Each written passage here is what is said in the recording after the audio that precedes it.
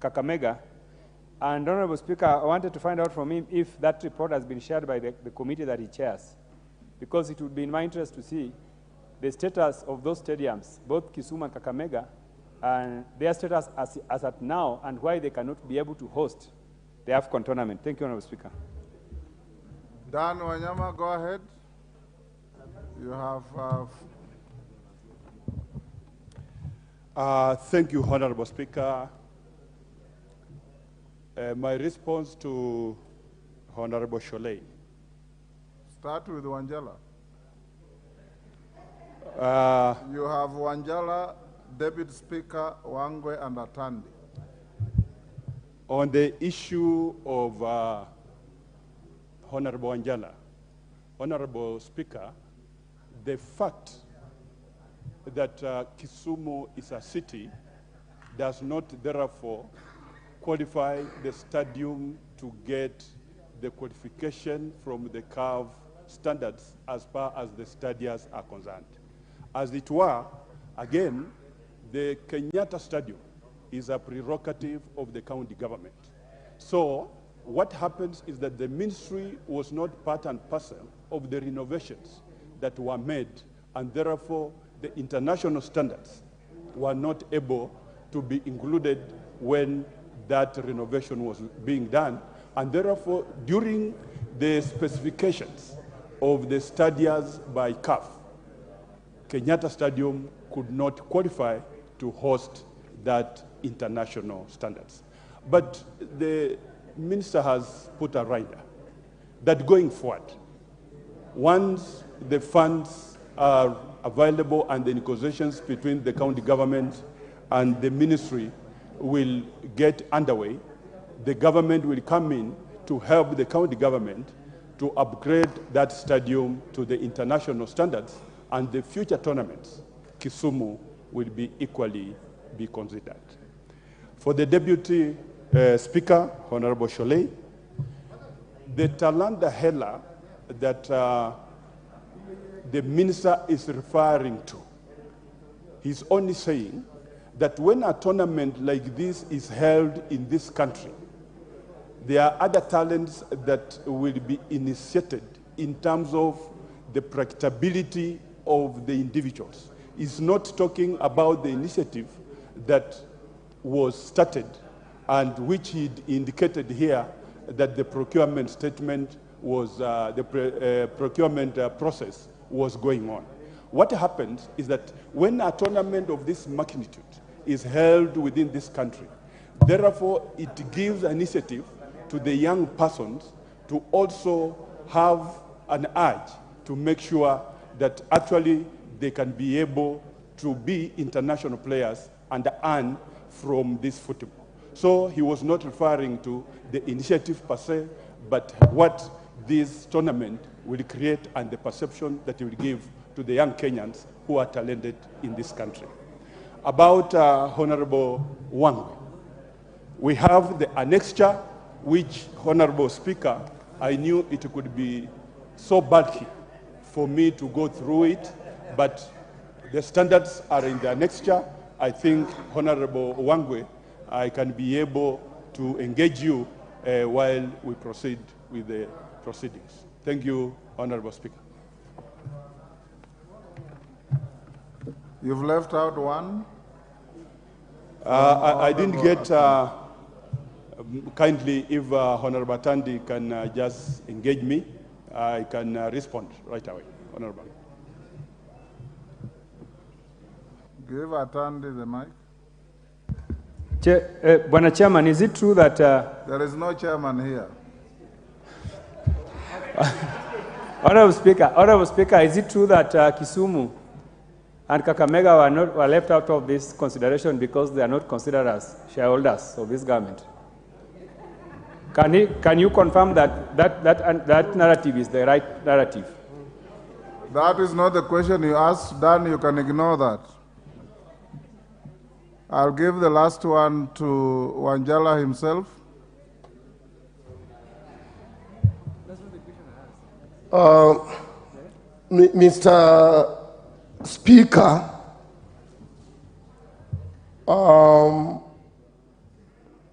all these stadiums that they have identified to be meeting the standards. I'm sure, Mr. Speaker, they actually don't meet standards the way they have said about Kakamega and Kisumu. We have 4 years to go, Mr. Speaker.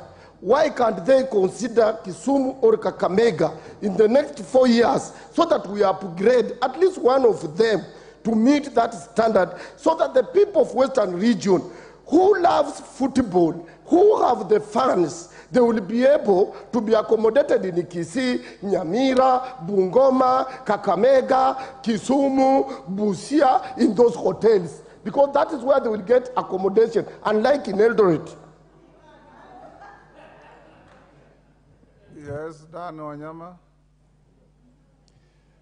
Honorable Speaker, one, the two stadia that we are referring to are not national or government owned.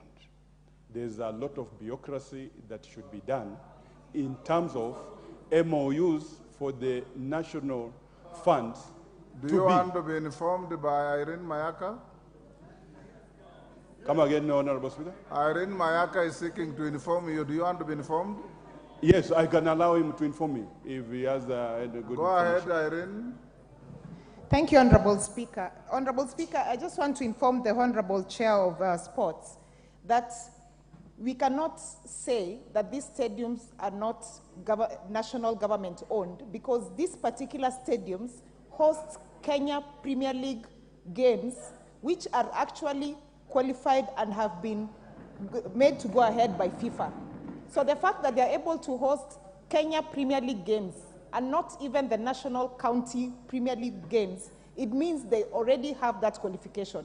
And secondly, Honorable Speaker, even when Qatar was given the go-ahead to host World Cup, they were not ready. But because they had the environment to allow them to prepare and be ready, they were given that qualification.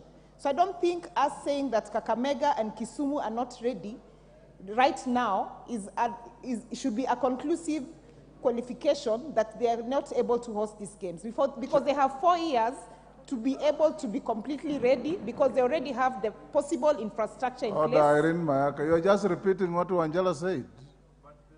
So I don't know what you are informing him. Wanjala said exactly what you are saying. Chairman.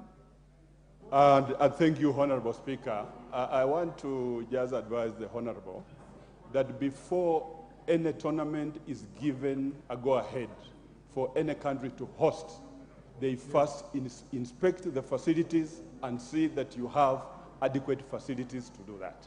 I've just said the hosting of the Premier League, those stadiums hosting the Premier League is non-issue as far as the standards are concerned. As it stands, Honorable Speaker, and I'm talking from a sportsman point of view, that the stadiums are not adequate to host that magnitude of that tournament as we speak now. Thank you, Mr. Speaker. Yes, Oboko Milemba. I wanted to close this here. I'm very sorry, Honorable Speaker, but I find it glaringly not correct for the House to be informed that a stadium like the one in Eldoret, unlike the one of Kakamega and Kisumu, is owned by national or county. I want to put it to you that even the Eldoret Stadium is actually owned by the county government of Uasin Gishu. I'm a former player, and I know that even Nairobi City Stadium, which we used for all the years, was not owned by the government per se, but was owned by the Nairobi City Council. So that alone to be a reason for why you would challenge the two stadiums, though I had not followed your answer very correctly, I find this not correct. Thank you, Honorable Speaker. Yes, Majority Leader. Thank you, Honorable Speaker. Honorable Speaker, I appreciate the responses given by the Chair of our Sports Committee, the Honorable Dan Wanyama. Honorable Speaker, this is a case study of why cabinet secretaries are the ones who should be here to answer questions. Yes. And Honorable Speaker, because we are now questioning Honorable Dan Wanyama, on issues that he may not have all the information over. And I want to encourage Honorable Speaker that the people who had raised those particular issues to now put questions to the Cabinet Secretary to come and answer. Because the Cabinet Secretary should be in a position to even be able to expound on the ownership of certain stadia, who owns what stadia, who is developing such stadia, because what we are doing now, Honorable Speaker, is second guessing. I have heard the Honorable Mboko claim that Kipchoge Keino Stadium is owned by the Uasin Gishu County Government. But I know as a former chairman of the Budget and Appropriations Committee, this is a stadia that was being developed, I think, from 2018 or 2017 by the national government and is still incomplete. I think they are doing the final touches now. So the case may be, as Honorable Wanyama is indicating, there are certain stadia that may not be up to the standard to hold FIFA games or whatever the AFCON games to the standards that FIFA approves for such continental games. And therefore, only the Cabinet Secretary is in a position to come and appraise the House. What are the standards, the minimum standards for these games to be held in a stadia? What will be required? So that we are able to evaluate, do we have then that kind of stadia in Kisumu, in Busia, or do we even have Kirigiti Stadium in Kiambu? I'm certain each of our counties would want to host these games because they will come with certain economic benefits to the people of our backyards. But also to remind the House that these AFCON games are in the year of our Lord 2027, the year that we shall be holding elections. We shall be in the midst of campaigns. We must also be cognizant of that particular fact and ensure that even as we engage as politicians, we do not brand any part of our country as a county or as a place where you are not hospitable to people from other regions and from other areas. And security, your hospitality to be top-notch, Honorable Speaker. Yes, Kaluma, what is it? I want to close this here. I thank you, Honorable Speaker. Honorable Speaker, I play position 3 in Bunge FC. And Honorable Mboko Milemba plays the midfield. Honorable Speaker, if I were to require the members of Bunge Football Club to stand up, you will discover they are all from the western side of the... In fact, they can stand up. Order. Nobody has asked anybody to stand up. Order. Honorable Speaker, Order,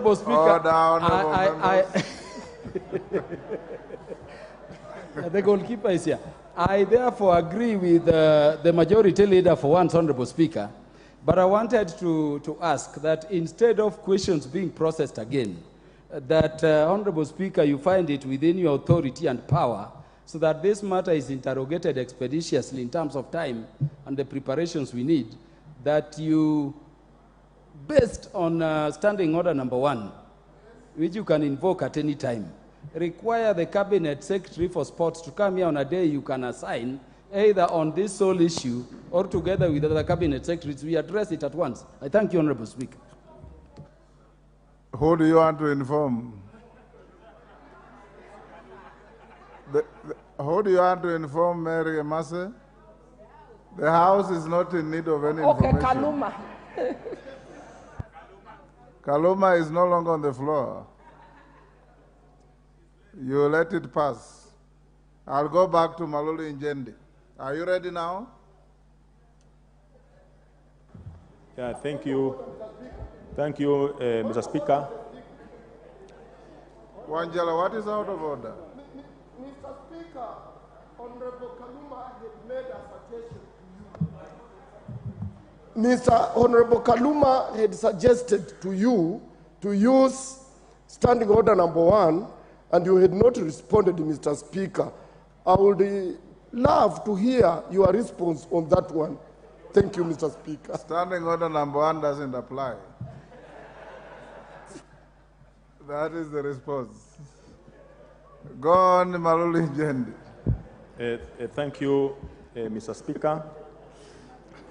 The Honorable Member for Jomvi Constituency, Honorable Badi Twalip, sought a statement regarding passing on of a student through the fire tragedy in Kodoma Boys in Kilifi County.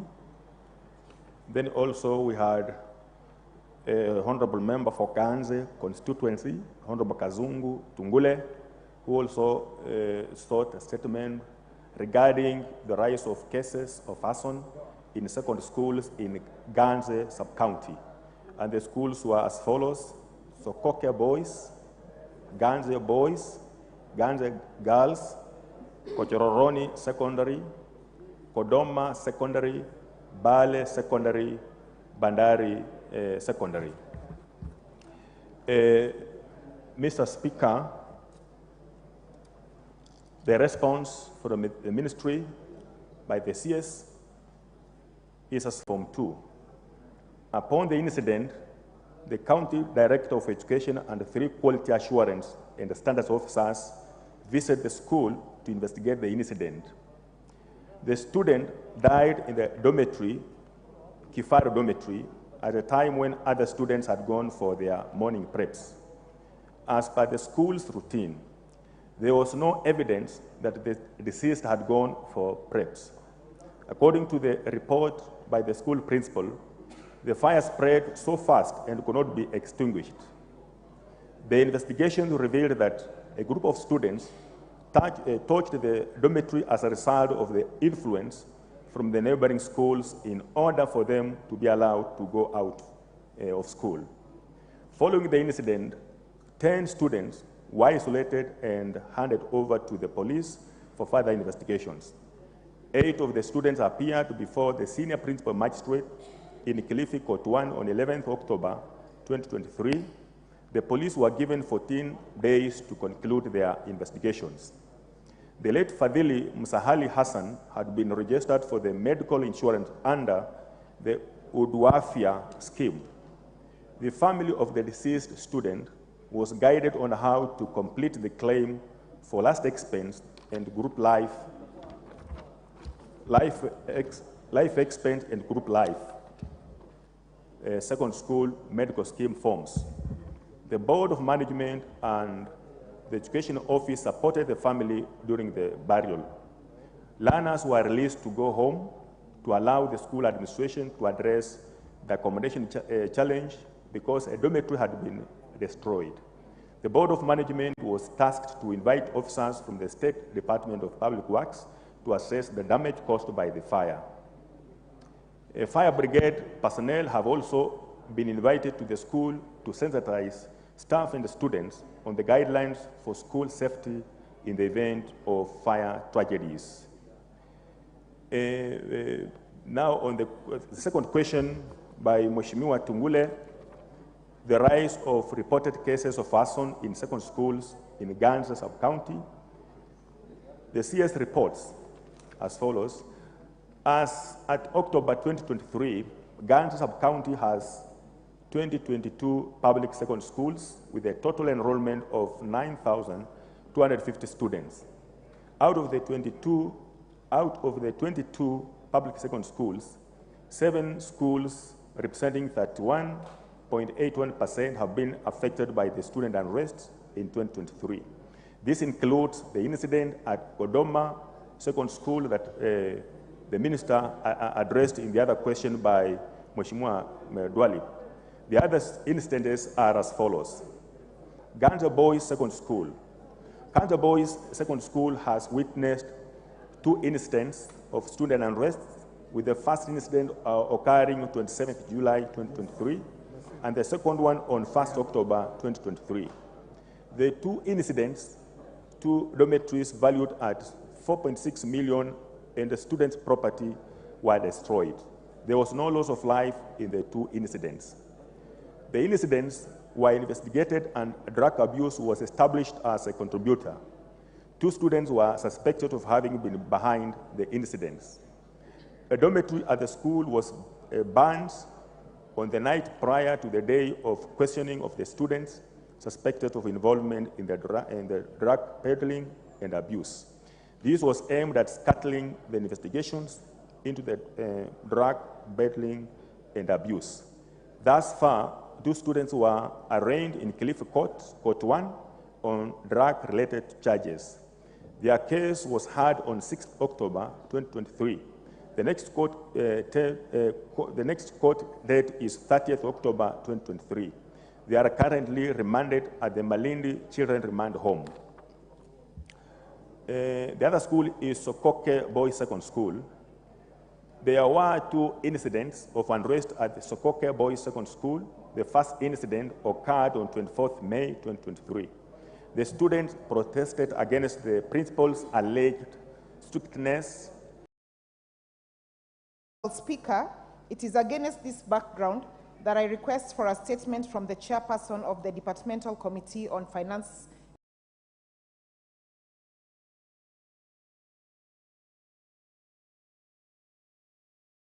Direct engagement. They are cowards. They come at night, they plant things and hide in the bushes and wait for their luck that somebody will step on their item and get hurt.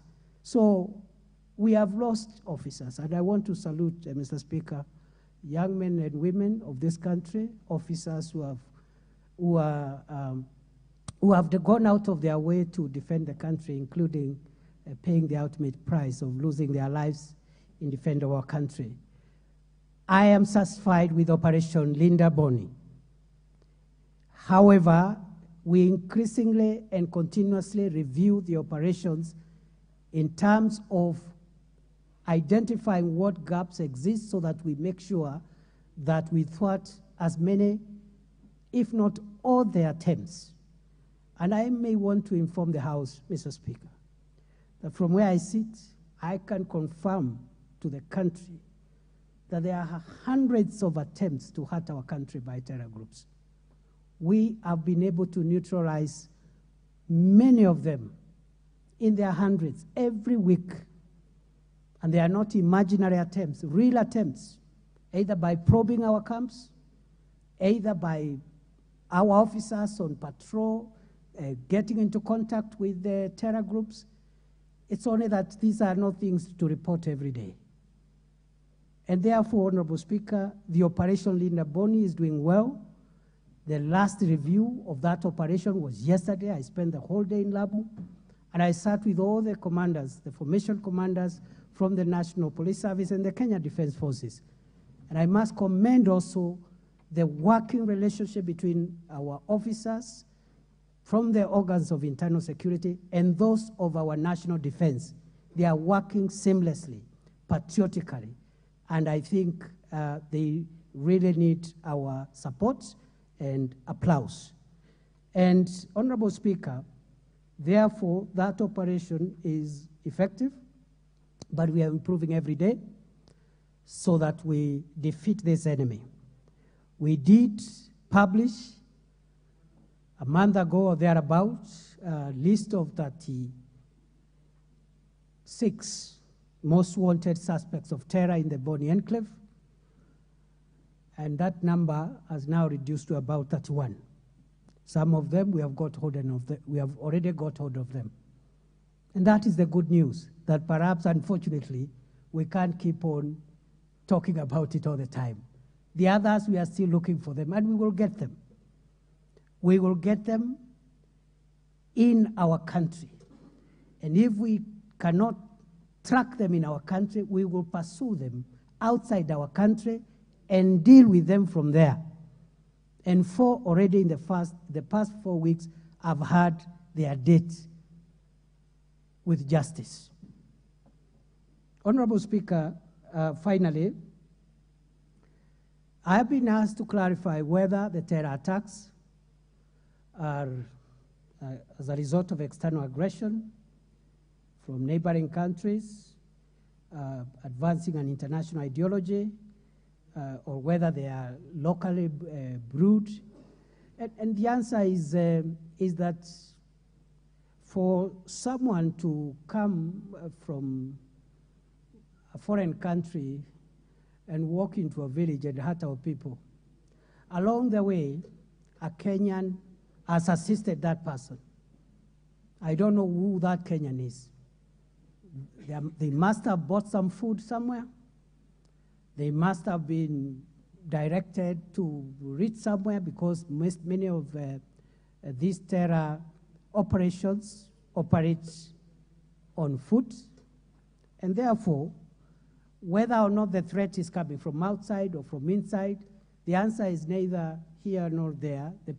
The answer actually is that the problem is both external and internal. And until we become a country that is patriotic enough so that we do not give away our country for whatever benefit, we have some little journey to travel. And therefore, Honorable Speaker, as I end on this question, I would like to plead all of us so that we remove politics, we remove religion, we remove all the other affiliations and connections from terror, and treat terrorism as the greatest existential threat we have on our country, the damage that terror can do to a country. And you know, a terrorist needs to succeed once. You can stop him 1,000 times, but he just needs to succeed once to hurt us enough. Please let us remove politics, let us remove religion, let us remove ethnicity, and face terrorists as enemies of our country, whether they are from outside or they are local aiders and abettors of the crime. I submit, Honorable Speaker. Honorable Mudoni. Thank you, Honorable Speaker. Mr. Speaker, putting into consideration the caveat given by the Cabinet Secretary, I wish to register there is unreserved gratitude of the people of Lamu to the Cabinet Secretary and His Excellency the President for the immense attention, consideration that the government have given to this rather very complex Lamu security situation. Henceforth, Mr. Speaker, we are confident that this issue will conclusively be dealt with and that we will not witness any more loss of life in Lamu. I thank you, Honorable Speaker. Thank you. The owner of the question is satisfied.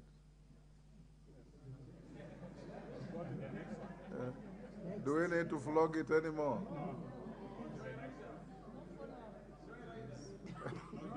I'll give one joyrider the nominated MPs from Garissa.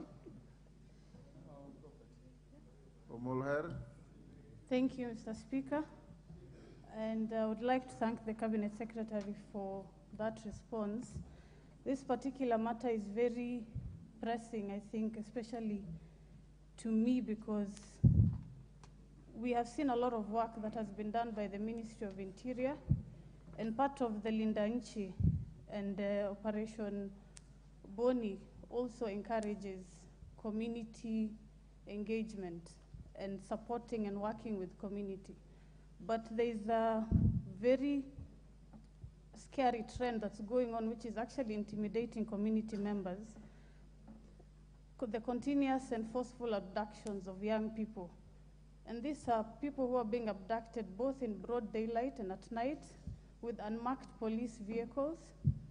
And the recent case being 3 young men. And we had to make noise as a leadership, and they were released. And currently there's still 1 young gentleman called China from Garissa. This has created a disjointed, conflicting and confusing and ineffective policing structure. The people of Kamkunji have to go to distances to engage and get help from the police. Sometimes you do not know whether you should go to Pangani in the north or to Ruaraka or to Buruburu to get your police issues resolved, particularly when people are detained. This is a very busy and densely populated neighborhood with large business hubs like Isli, Kikomba, Bama markets, with special security needs. So I'm asking the Honorable Minister, when will the National Police Service consider moving the Kamkunji Police Command to one single place, location, inside Kamkunji? And what is the reason for this illogical fragmentation? Thank you. Korere. I'll give you the last one on this side. Thank you, Mr. Speaker, sir. In light of what the Cabinet Secretary has alluded to community engagements and probably using community to find lasting peaceful solutions. I would just like to probably hear from the Cabinet Secretary what the ministry is doing about the proliferation of small arms and illegal firearms in the north, owing to the fact that, Mr. Speaker, sir, we cannot be lied to that a man who cannot put food on his table can buy a brand new AK-43, AK-47, G3 rifle. Mr. Speaker, sir, I would really want the Cabinet Secretary to tell us whether they have done enough investigations to even unravel and know who are the real people behind the funding of guns and other arms in the north. Correct. What is out of order? Speaker, nothing is out. Speaker, I'm humbly seeking your directions. Speaker, this is a very sensitive matter. I serve in the Security Committee. There are details, therefore, that by the nature of this matter, the CS obviously cannot give us when we are being watched live. There are You also already said so. aspects of questions which we cannot address when we are live. Would I request, Honorable Speaker, that in as much as we take the information from the Speaker, from the CS, this matter may be on your authority, goes back to the Committee on Administration and Internal Affairs so that it can be treated in better detail. I'm just asking, Honorable Speaker. So far, I've not heard anything that requires that drastic action, Honorable Kaluma. I think the questions being asked are about things that are in public domain. Ownership of illegal guns, acquisition of illegal guns, boundary problems, terror in Lamu, and profiling of young people, abductions, extrajudicial behavior. All these are things that are in public domain, and I think the minister is sufficiently competent to decipher the extent to which he can make exposures that are within the confines of what you are worried about. I believe, Minister, you can be able to handle that. Let me give the member next to KJ, that is Honorable Alpha Miruka. Thank you, Speaker. I want to, in line with what others are asking, is the minister aware that Kisii County has been very peaceful since independence, but of late there's a lot of crime going on in our area. In fact, recently I saw a petrol station being attacked with uniform gangs. Just the other day, an MCA was robbed in his own house. There's another one called Arege. They went in the house, did a lot of terrible things. What are the measures? Do you have the case? Can I be able to understand what are you doing about Kisii and Nyamira insecurity?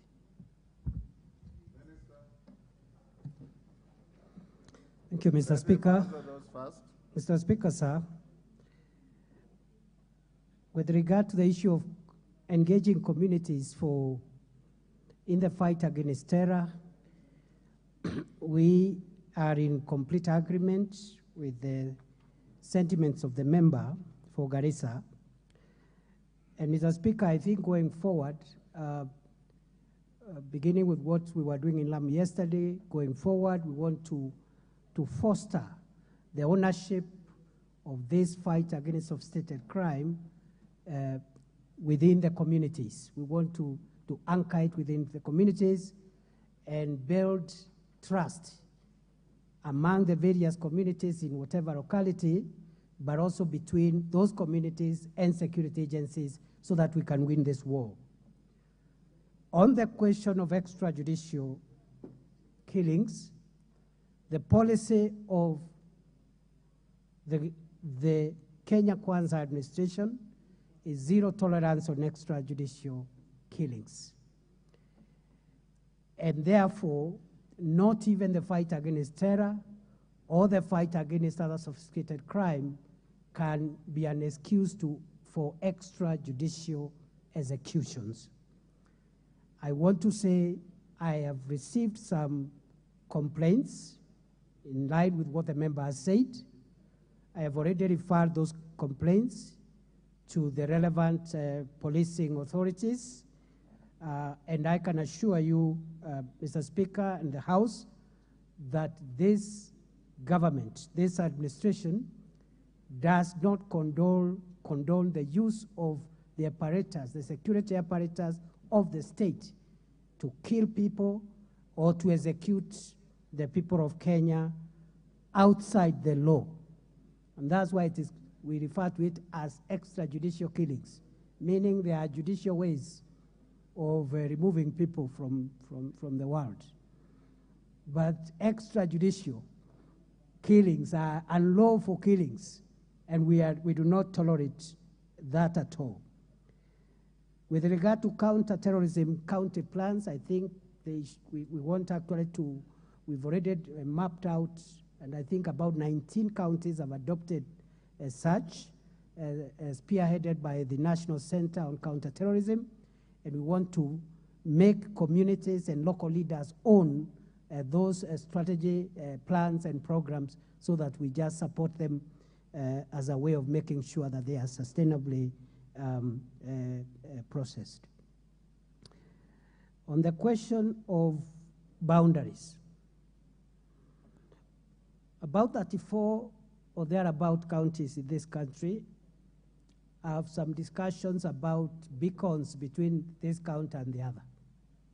That discussion is not new, it's very old. Neither is it unique to Kenya. Boundaries are always points for discussion world over, even among nations. Therefore, the fact that about more than half, maybe 3/4 of the counties in Kenya, one county has an issue around where they think the boundary is with the other, it's not unique. Also, the emotive nature of boundaries and beacons makes it difficult to have an instant solution. And most of the discussions and conflict resolution around boundaries takes a bit of time so that you can carry on board those communities, so that even after putting the beacon, those communities can still continue existing together. What is unique to us in Kenya and what is not permissible is introducing crime in the discussion around boundaries.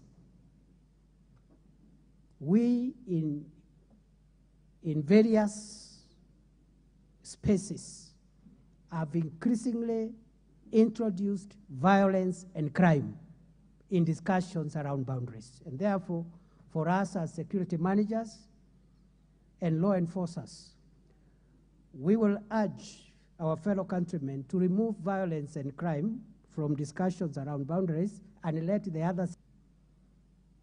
And therefore, even as we go towards the review of boundaries, we have mapped out that this is a red flag for us in the security sector.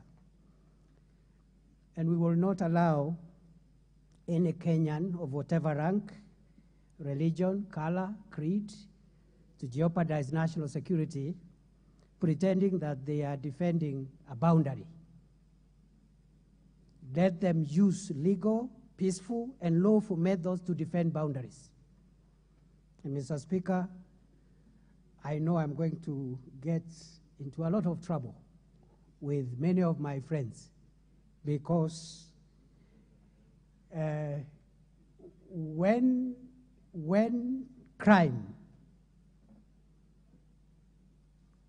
visits the things that we do on an everyday basis, then we'll part ways with so many people, including my dear friends. We must resolve our grievances peacefully, amicably, within the law. It doesn't matter how long it takes, and it is possible. But to incite communities against each other, to incite a community to go and attack another and take their property, to incite the community that is offended to take up arms and go and retaliate and revenge, that is not acceptable. No country is ever built on such foundation. So to answer the member, Yes, boundaries, there are issues around boundaries, but the upsurge of crime is resulting from people who want to benefit from a genuine grievance to perpetuate crime for whatever reason, maybe commercial, political, etc. So as the boundary disputes escalate, we'll escalate the enforcement of the law. Honorable Speaker, I've also been asked to comment about Kamukunji, although it was a different matter about the command. Yes, I received the letter from the Member of Parliament for Kamukunji. I have requested the Inspector General of Police to address that anomaly. I promise the member that that matter will be resolved as soon as possible. Finally, maybe two last ones. The member for Laikipia North asked about the measures we are taking to mop out small arms and light weapons. Three things. One is voluntary surrender of arms, and we have made some progress on voluntary surrender of arms. And I must commend Samburu County, which is the leading in terms of voluntary surrender among the counties where we are encouraging a program of voluntary surrender of firearms.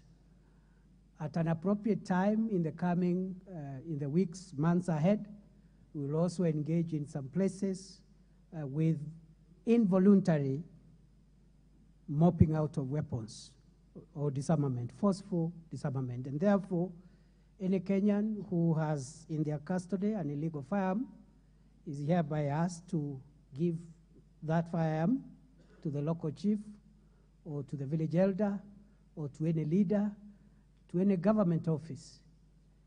If they don't, we will come for it at some point. We're just making other interventions to make sure that when that time comes, we will recover all what we want to recover. And finally, we are also zeroing down on the enablers, benefactors, beneficiaries, abettors, and assessors.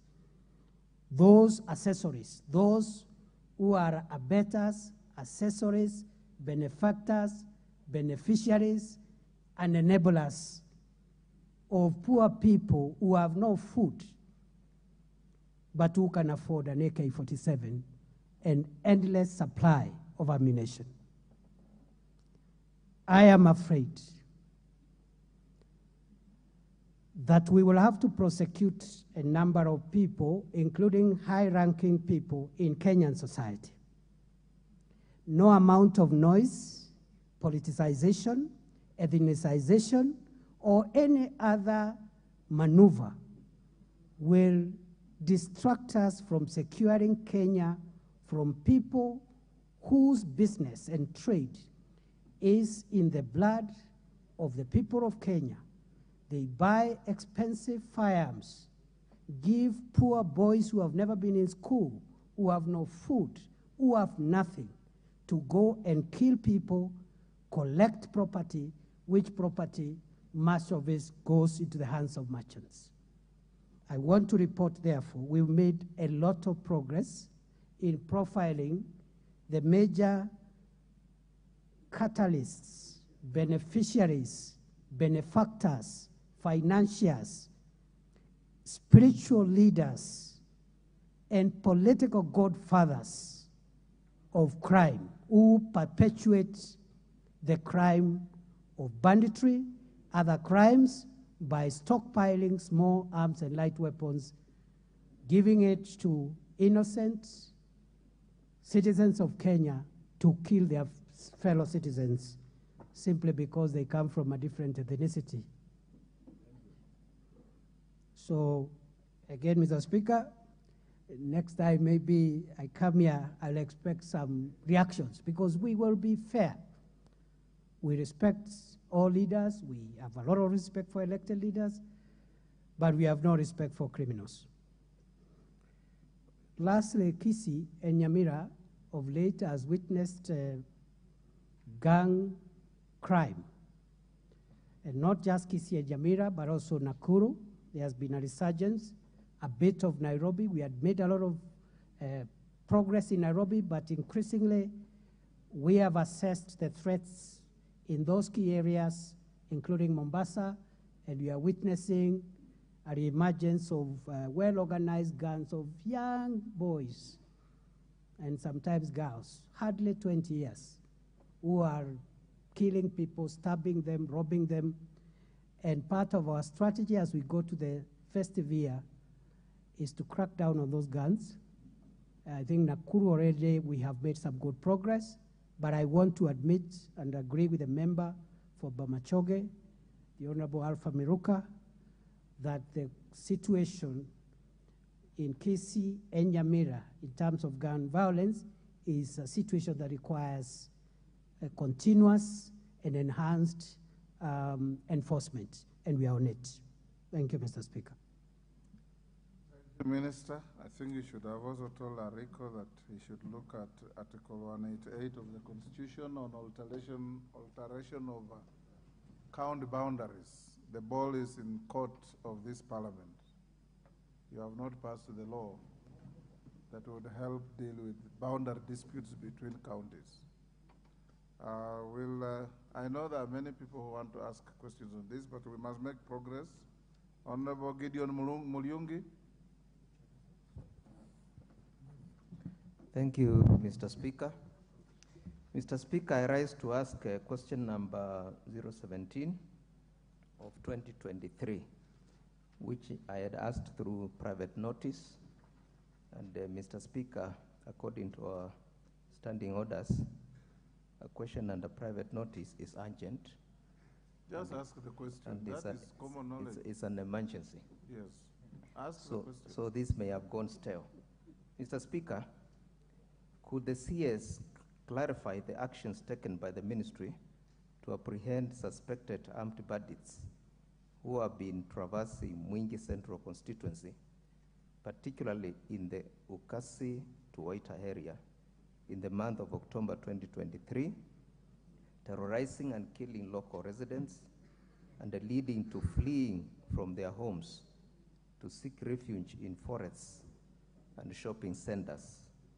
Number two, could the CS explain the actions taken to ensure swift response from security agents on intelligence reports from the residents, considering the laxity in response by the said security agents? Thank you, Mr. Speaker. Thank you, Honorable Mulyungi. Minister. Thank you, Mr. Speaker, sir. Mr. Speaker, it is true that there have been cases of insecurity in Mwingi Central and Mwingi North. And last month, I toured that general area. And the measures that we are taking include, first of all, making sure that we manage the perennial conflicts between herders and farmers in that area. And already the security committees, with the participation of elders and local leaders, are addressing, are coming up with a framework of how to manage the perennial disputes that lead to altercations and loss of life from time to time. Number two, we have had cases of marauding gunmen spotted severally. Some of those gunmen have killed our people. I think we've had at least 2 murders in that region. But there's one particular lone gunman who had been spotted several places. He had killed, I think, 2 Kenyans, was attacking people, robbing them on the highway somewhere around Ukasi as you come to Mwingi. And about 10 days ago, he had a date with justice because after robbing some civilians, he was attempting to rob some police officers who were on duty, not knowing that that was the end of him. So when he tried to rob them and shoot at them, there was some exchange of fire, and we gunned him down, and many people came to give evidence. That's one of the people who have been terrorizing residents and killing people in that area. Other than that, Honorable Speaker, we are encouraging, or rather we are establishing more presence of elite police units in that area to make sure that we tame this problem. And already, I think last month, we established the special forces at Mandongoi, and we're in the process of setting up a few others in the coming weeks, and find a lasting solution to the insecurity in Mwingi North and Mwingi Central. And generally, Kitui region, including Kitui South, where also there have been cases of insecurity emanating from Kitui South National Reserve. And the Mwingi side, the threat has been emanating from Mwingi North Game Reserve. We are in discussions with the KWS and the county governments who jointly manage those game reserves. Those two game reserves and the Turkana South Game Reserves,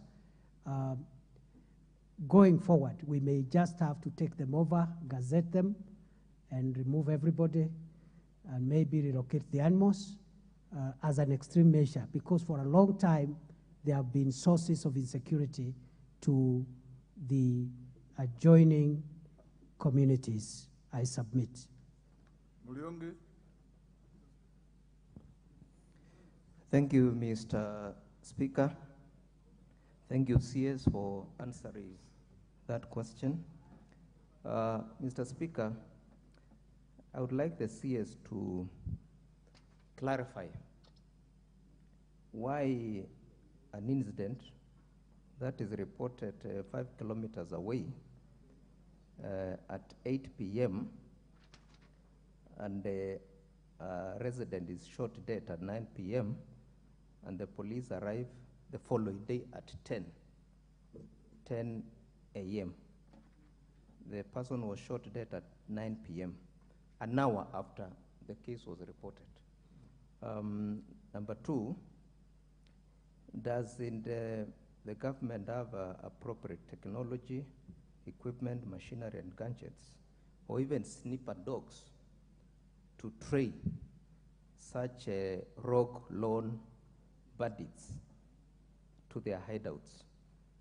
Because the police officers, sometimes they are scared of getting to the bush to follow such kind of people, or even aerial cameras which can see through the bush. Finally, I want to thank you, finally, Mr. Speaker, sir, I want to thank the 2 officers who eliminated this wrong lone bandit. Thank you.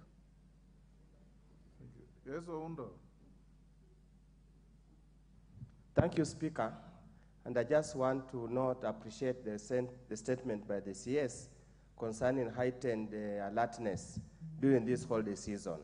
And I would also urge him to include Busia County in matters of this heightened security surveillance, and specifically Funyula constituency, because of the emergence of a ragtag gang called 32 Brothers that normally consists of school-going children of about 14 to 18 years. I would just urge him to ensure there is heightened surveillance during this holiday so that we minimize cases of stabbing, robbery, and violent attack. Thank you, Honorable Speaker. Yes, Naomi Wako. Thank you, Mr. Speaker, sir. Mine will be brief. Marsabit County has been suffering because of lack of security, and because of insecurity, we have suffered in many ways. People have lost animals, they have lost properties.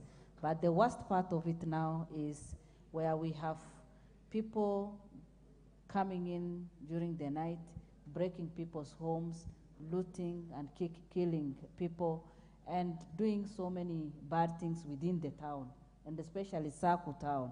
It is becoming too much, and as we approach festive seasons, many people are getting scared of their lives. Can the Cabinet Secretary tell us the plans they have in order to take care of that? Because I know the reports have reached his office. Thank you.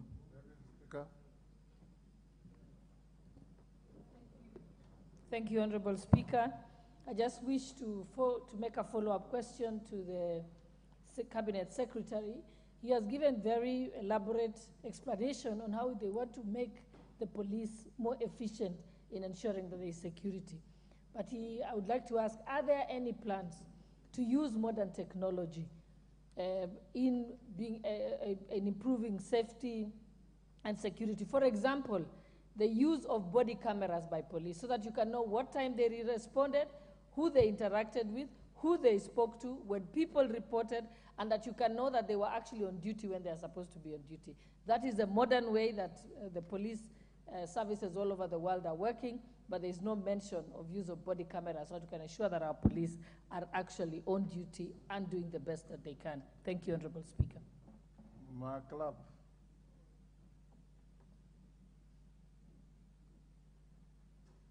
Give him the mic. Thank you, Mr. Speaker.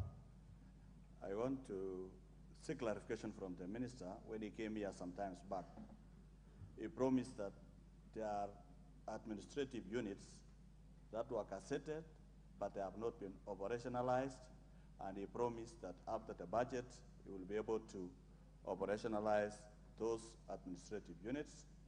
Second Speaker, I'm speaking as a member of parliament from our constituency that has been a victim, and I speak here. My students from Garatuko did not finish the exam well as they were rated in school, and as I speak here, I have one man in the mortuary that is due for burial. When can the minister be able to address this menace once and for all? Because from a long time, Baringo North has been a victim throughout, especially now that they are even close to school. Bandits who are school children are looking for fees. They will come and raid my place to steal cows so that they can get fees for January. Mr. Speaker, how can this matter be taken seriously now? Minister.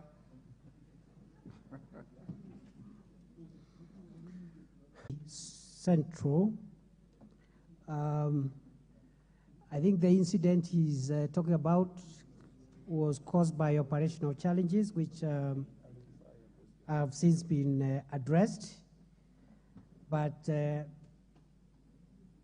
I must say most of the officers serving in security-sensitive areas are doing a good job. They are trying their best, what is humanly possible. But sometimes we do get operational challenges for reasons which I'll explain in a short while. Number two is the person who was shot, we got his identity, because I wanted to clarify, Mr. Speaker, because this issue of extrajudicial killings, what sometimes is mixed with the fight against crime. This is a person who wanted to kill police officers because he had killed so many people. The member has congratulated your police for killing. Yes, so I wanted to give the name because it's a person who is known. The fellow is called Nur Musafa, 36 years old, and many residents came and testified and said, this is the one who killed my person, and so forth and so on. And actually he was in the process of trying to liquidate 2 officers whom he had stopped in the middle of the road at night. Honorable Speaker, I've been asked also by the same member for Mwingi Central about whether we have the equipment. We do, including the new units we have set up in Mandongoi, which is not very far from Mukasi, including the sniffer dogs the member was talking about. But I also want to say that because of several years of low investment in our police forces, we have found it necessary to modernize the equipment we have, including the question of technology, which was raised by the member for Sinigishu. And therefore, the government has approved a budget of 25 billion to buy better equipment, including protective mobility vehicles, MRAPs, APCs, modernized other equipment, including aerial unmanned vehicles, drones, and so forth and so on. And the issue of cameras, I think, will be part of that modernization program so that we can be able to put our police to the next level. And that process has begun. Going forward, the people of Kenya can expect better services and better responses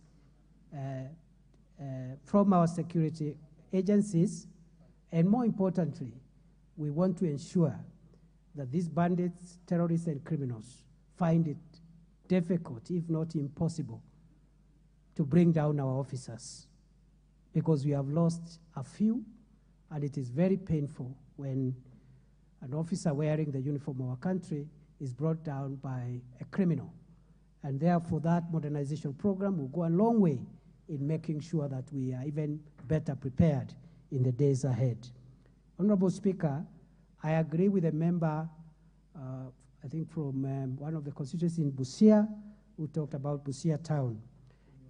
Funyula, member for Funyula. You call them 32 brothers? It is true. Are they 32 or 42?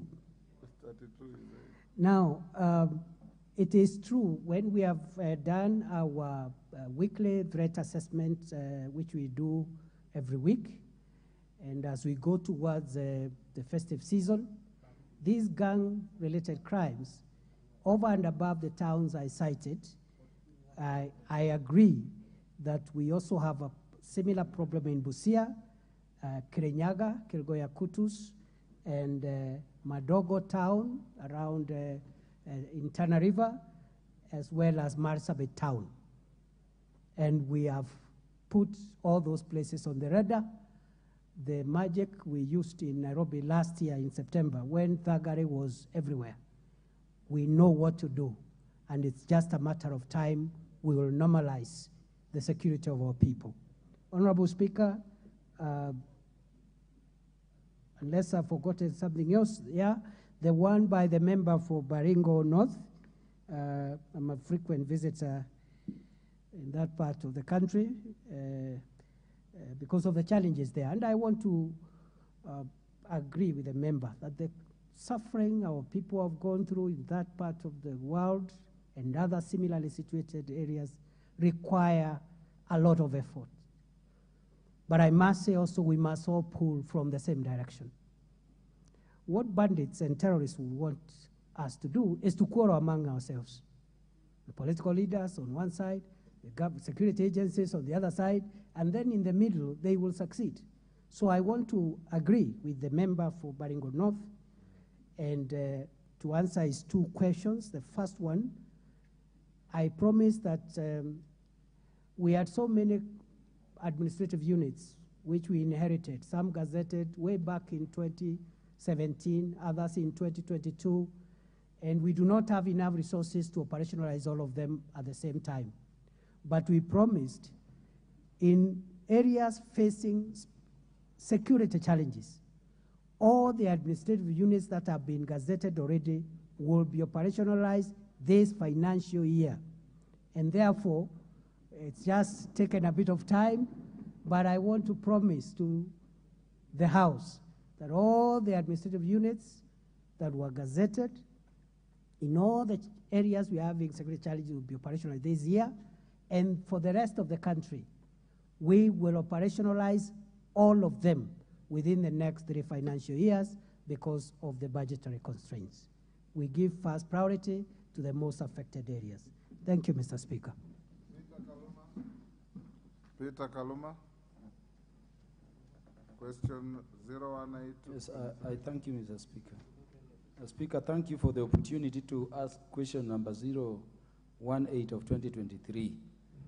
This is a question, Honorable Speaker, to the Cabinet Secretary for Interior and National Administration. Could the Cabinet Secretary, 1, provide a report on the status of investigations into the tragic killing of Ms. Faith Adongo Owino of National Identity Card number 422-96965, a first-year student at Pwani University, following multiple knife stabs by assailants on the evening of Friday, 20th October 2023 in Kilifi Town. 2, outline the specific actions that have been taken to ensure the apprehension of the individuals responsible for the grievous attack on the student, which resulted in an untimely demise, which was reported to Kilifi County Directorate of Criminal Investigations as incidents number OB62 20/10/2023. Number 3, explain the collaborative efforts between the local enforcement agencies and the community to identify and bring to justice those responsible for terrorizing the communities and students in the Msifuni area in Kilifi town, and further elucidate on the measures to enhance security thereat.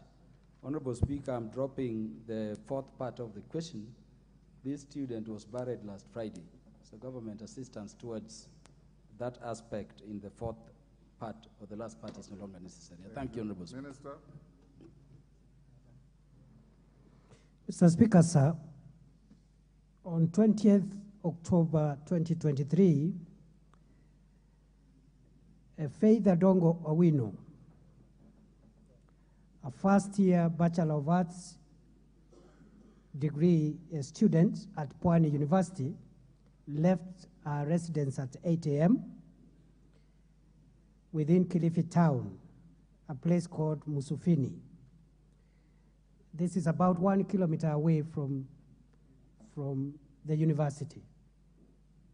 She went to the university and she had a group discussion with classmates. Later on, she met a friend.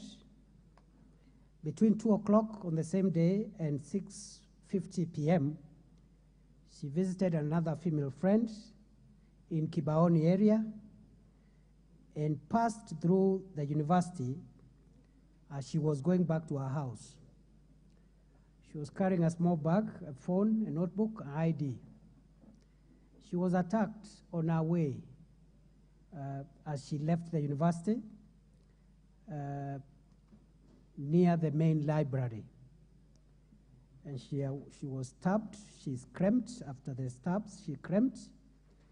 And some well-wishers who were actually fellow students came to her rescue, took her to Murphy Hospital. Her condition was grave. She was directed to Kilifi County Teaching and Referral Hospital. Unfortunately, she succumbed at 11 p.m. the same day because of the stab wounds. Investigations ensued immediately, and within a day or two, some of the personal items, this girl, who is no longer with us, were recovered. Incidentally, they were recovered from one of the students who had come to rescue her. And therefore, we are analyzing the evidence, including DNA evidence, to connect the items, notably the notebook and the ID were recovered from one of the boys who had come to rescue her when she had screamed. And the student is called Joshua Nambuye. The Speaker, sir, and this is a third-year student, our DCI, especially the Crime Research and Intelligence Bureau, has also narrowed down to another person, Nelson Sifuma, a third-year student, who was arrested, led the police to his house, a rented house, and from his house, the mobile phone of the deceased was recovered. He was taken to court on 30th of October, and custodial orders of 10 days were granted by court, and the person will be charged in court with the murder of the late Faith Adongo Owino. The measures we have taken is that the Kilifi County Security and Intelligence Committee has visited the university. It has held meetings with the Vice Chancellor at the university management and the student leaders, and they have advised on how to enhance security within the university, including clearing the bushes in the footpaths between some of the facilities and others. Some of them are bushy, including street lights, installation of street lights around the university, and that engagement is ongoing. and also including cascading some kind of nyumba kumi among the students who live outside the university, so that we can have information sharing when things like this happen in future. Once again, Mr. Speaker, we are sure we have the right person in custody and justice will be served. Kaluma?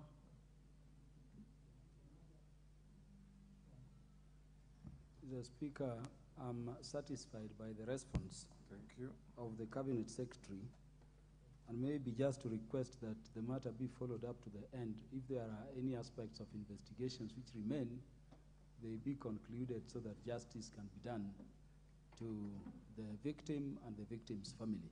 Honorable Speaker, this is a young girl we have educated from secondary level through the National Government Constituency Development Fund.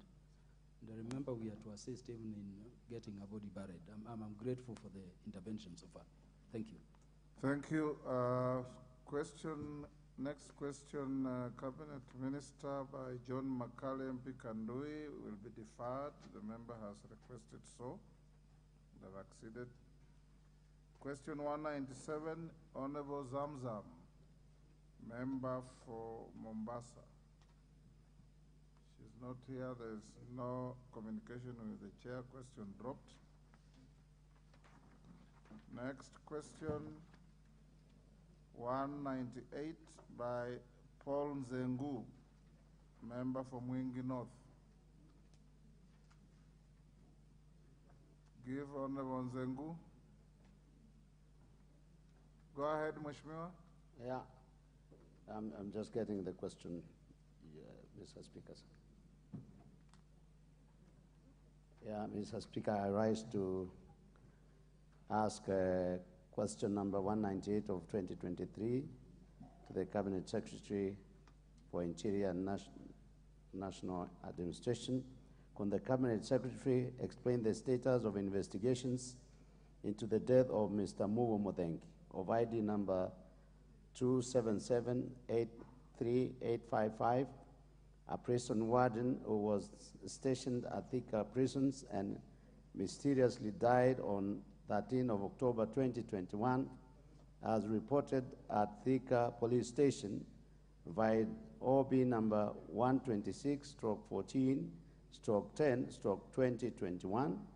And part 2 of that question, can the Cabinet Secretary state if any suspect has been apprehended or questioned in connection with the death of the officer, and explain if anyone has already been prosecuted to that effect? I thank you, Speaker. Minister. Honorable Speaker, Mwingi, a prison warden who was stationed at Thika GK prison, died on 13th October 2021 while he was being treated at Nairobi West Hospital. Prior to his death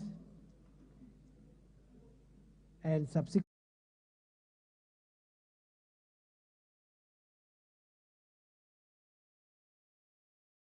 death, Honorable Speaker, the deceased was under interdiction from the Kenya Prisons Service because he had been arrested and arraigned and charged on 3rd May 2021 for obtaining money by false pretenses, contrary to Section 313 of the Penal Code, and the criminal case number is number 262/221/2021. Honorable Speaker, on 28th June 2021, the deceased had also been arraigned in court again and had been charged with different offenses, this time round rape and other sexual offenses. And that's why he had been interdicted. And the case, of course, the sexual offenses and rape case was later on withdrawn by the complainant under Section 204 of the Criminal Procedure Code. Honorable Speaker, investigations established that on 11th October 2021, A report was received by members of the public that there was a person who was being subjected to mob justice in Thika at the stage, near the stage. And when the team responded, they found the deceased was actually the subject of mob justice. He was being attacked for allegedly extorting money from members of the public and robbing them. On 18th October 2021, the chief government pathologist, Dr. Johansen Oduor, performed a postmortem where he formed the opinion that the person died as a result of head injury due to blunt force trauma caused by the attack by members of the public during the mob justice. An inquiry file has been opened at Thika West Sub-County Criminal Investigation Officer, and then the file was forwarded to DPP, and the DPP opined that this matter, given the circumstances in which the deceased met his death, this matter would be properly disposed of through a public inquest. And an inquest has been registered at Thika Law Court, vide inquest number E006 of 2022. The inquest, the hearing of the inquest started on 1st May 2022, and it's ongoing, and therefore the only one last thing I would add about this particular case is that on the request of the family of the deceased, the inquest hearing was transferred from Thika Law Courts to Ruiru Law Courts, and it is it's Ruiru Inquest number 1 of 2022. That is the file number. The inquest is still pending at Ruiru, therefore, and is scheduled for hearing. That's all. This is a person who had a criminal record, who had been charged for various offenses, and who was attacked by a mob who were accusing him of robbing people and extorting money. Unfortunately, the injuries he received caused his death in hospital. By the time he died, he was under interdiction from the Kenya Prison Service. Honorable Nzengur, from the facts given to the House, don't you think any further interrogation of this judicial matter will undermine the process of the inquest? My advice is that having gotten those facts, you leave it there, and we let the inquest take its course so that justice is done, either for the person for whom you're asking the question or for those who are complaining. Thank you. Speaker, I'm well guided, but can I ask a supplementary question? Go ahead. Speaker, thank you very much. To the Cabinet Secretary, it's about the Gishu sub-county that was awarded sub-county in 2016. Oh, no. I can only allow you to ask a supplementary on your question, which we have agreed with you, and you say you are properly guided. Now you're asking a totally different question.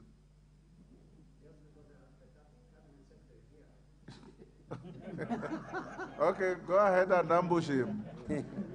Thank you, Mr. Speaker. There is a sub-county in my constituency called Tagishu Sub-County. Now listen to that ambush. Okay. Which was created in 2016, and he happened to have been at that time with the president when it was created. That sub-county is not operational because it has a DCC who has no vehicle, who has no office, who has no house to stay. So it's completely in chaos, and it does not have a code. So they cannot receive any funding from the government. They cannot do recruitment. Literally, there is nothing, although we have a DCC. Thank you, Mr. Speaker. Minister. Mr. Speaker, sir, I'm familiar with the Gishu sub-county, and I confirm that that sub-county is in great need. No vehicle, no office, no nothing for the DCC. I also confirm that His Excellency the President visited the Gishu in Mwingi North on January 15, and he directed that we provide the office, vehicle, and all the facilitation that is required for the DCC. I confirm to the member for Mwingi North and the House that we have put resources in this financial budget. The DCC will have an office, a residence, and a car. Thank you. Question 201 of 2023, member for Kitutu Masaba. Honorable Gisairo Ombane. Thank you, Mr. Speaker. I rise to ask question number 201 of 2023. Could the Cabinet Secretary, number one, provide an update on the progress made on investigations into the gruesome murder of Mr. Edward Morema Nyagechi, ID number 0407390, and Mama Grace Morema, ID 7573919, which occurred on the 21st March 2023 at their home in Nyamakoroto, Kitutu Masaba constituency. Number two, clarify whether the murder of the couple is in any way linked to that of their son, the late Professor Zachary Mosoti, ID 4128837, Adon at United States University, International University, USIU, who was killed in 2021. And if in the affirmative, what is the status of the inquiry into Mosoti's death, and what steps have been taken to unravel his murder? 3, state the measures the ministry has undertaken to enhance security within Nyamakoroto location and the entire constituency to guarantee residents of their safety at all times. Thank you, Mr. Speaker. Minister. Mr. Speaker, sir, in March 2023, the Director of Criminal Investigations detailed a team of homicide, a team from the homicide unit to spearhead investigations into the murder of Edward Morema Nyangechi and his dear wife, Grace Mongina Morema, whose bodies were found in their matrimonial home in the morning of 21st March 2023 by the house help and the farm hand. After forensic investigations, we've been able to arrest a number of suspects, and they have been arraigned in court as follows: Ezekiel Migiro, Dennis Clement Ondara, Peris Ondara, and Peter Njoroge Kirika. These 4 suspects were arrested differently in different locations, and during the arrests, Dennis Clement Ondara was found armed with an illegal pistol in Isebania town.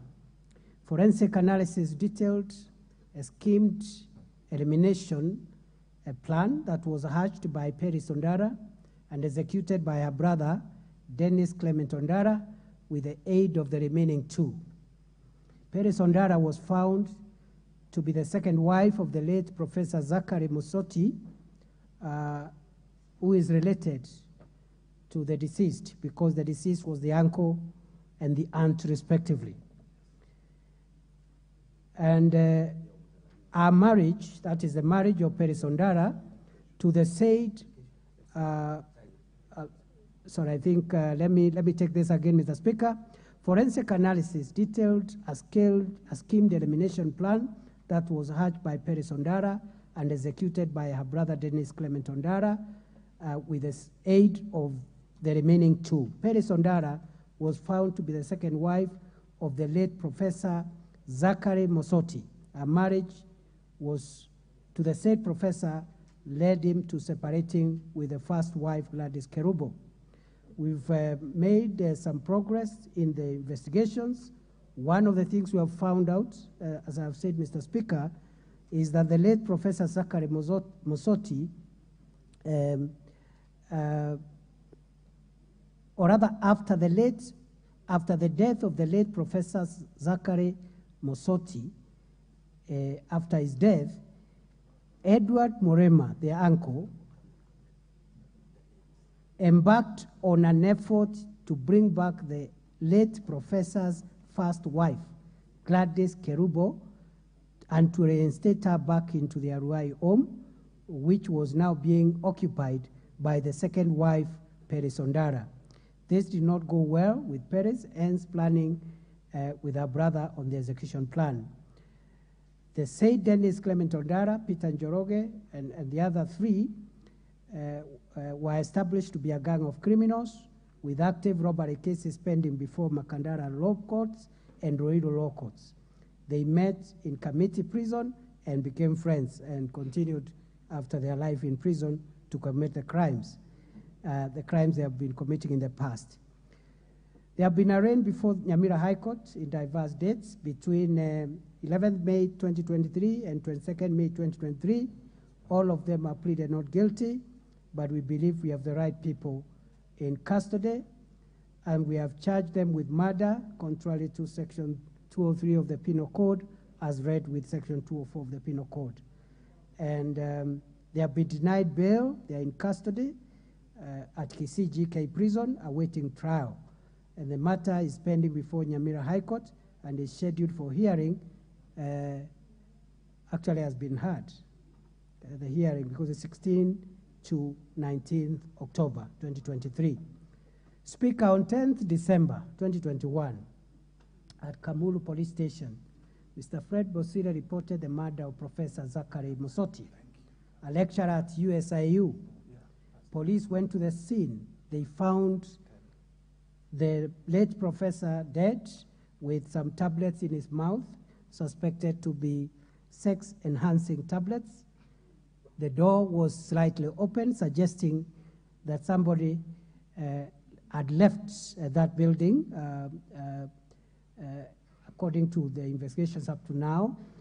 Now, when we process the scene and move the body, we have now established through DNA analysis that what killed the late professor, Zachary Musoti, is asphyxia due to neck compression, a sign of manual strangulation.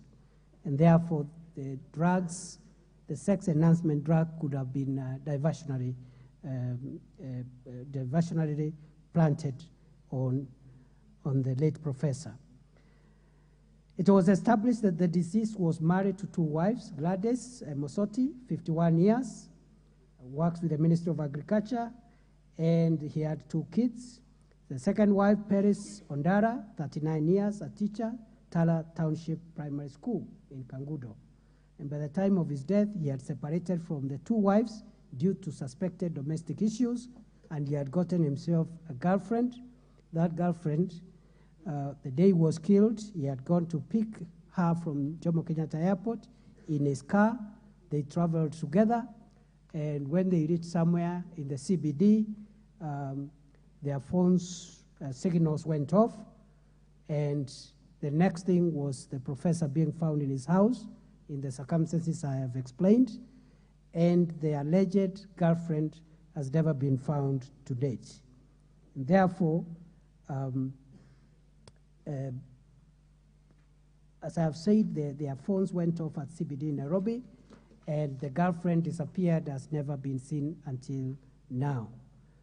In the course of investigations, Honorable Speaker, to establish the motive of the Nyamakoroto murders, it came out clearly that the deceased, Edward Morema Nyageji, who is an uncle to the late Professor Zachary Musoti, was at the fore of making sure that the succession costs to the late professor's estate were shared equally between the first wife and the second wife, who is the second accused in the murder case.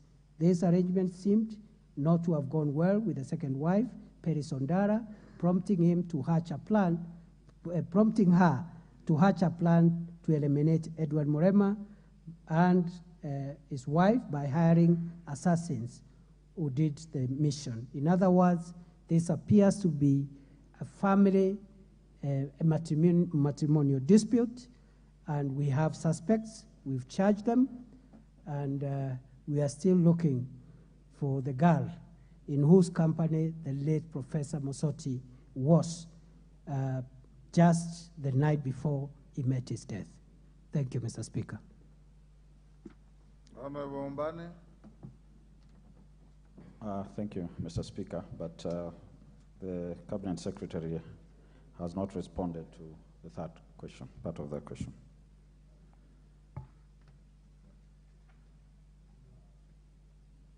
enhancing security in the village? State the measures the ministry has undertaken to enhance security within the Nyamakoroto location and the entire constituency to guarantee residents of their safety at all times. Minister? I'm sorry, Mr. Speaker, it's true I didn't answer that part of the question.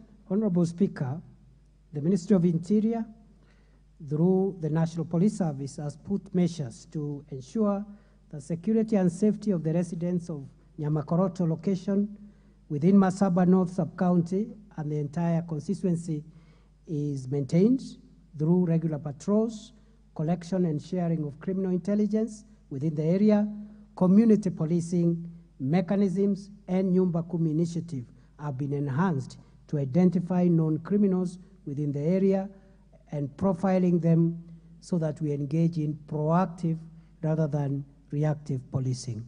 Thank you, Mr. Speaker. Thank you. Honorable Omane. Thank you, Mr. Speaker. I'm satisfied with the response on question 1 and 2. However, on question 3, Mr. Speaker, in the same area, I'm not aware whether the CS is informed that we've had actually increased crime within the same general area, Masaba North, with the most recent us having a family where there is a member of county assembly, Minister for Education for the county, a school principal, all their families were held hostage for 7 hours. And while at that, we even had 2 school-going ladies gang raped throughout the 7 hours within the same area where the Honorable CS has stated that there is heightened security. Can we get guarantee that there is much more that is to be done and the ministry is really putting all its efforts towards ensuring that our people are safe? Thank you. Minister. Honorable Speaker, it is true we've had an unfortunate incident in the nature in which the Member of Parliament has explained. However, Honorable Speaker, I think we are almost getting the ringleaders of the violence in that general area. As I said, we are increasingly using technology-driven, evidence-driven investigation so that by the time we arrest people, we are sure we'll win. It doesn't help rounding up young people, taking them to court, and then they are all acquitted. So we've made some progress there. I accept we are concerned with the rising cases of insecurity. Not just the Member of Parliament, but also even the Senator for Nyamira has actually been to talk to me about the issue, and I want to promise the MP, the Senator, the people of Nyamira, we are doing everything that we can to make sure that we restore peace and security in Nyamira, and I'll be visiting that part of the county in the coming 1 month, God willing. Thank you. Member for Ndiwa. The member himself is satisfied. And it is his question. Yes, go ahead. Member Thank you, Mr. Speaker. West Mugirango. My name is Steve Mogaka from West Mugirango constituency, which is adjacent to Kitutu Masaba. And my Honorable CS, my Professor of Law, must be knowing that I have laid before his desk serious issues that have contaminated my constituency from Kitutu Masaba, so that Nyamira South Sub-County, which is in the West Mugirango constituency, we have lost a young man, the late Abiud Matara, who we are burying on Friday, killed by these gangs, and several homes raided 3 days consecutively in the biggest market of that county. The CS kindly, as you enhance the security in Masaba North kindly include or cast your net to Nyamira South Sub-County. And in particular, I make one humble request. After thanking you for promising the House that you are going to implement the subdivision of administrative units, would this not be such a case that can be dealt with as an exception, so that we operationalize those administrative units, so that we obviate the degeneration of security in this area? I thank you, Mr. Speaker. Thank you. Minister?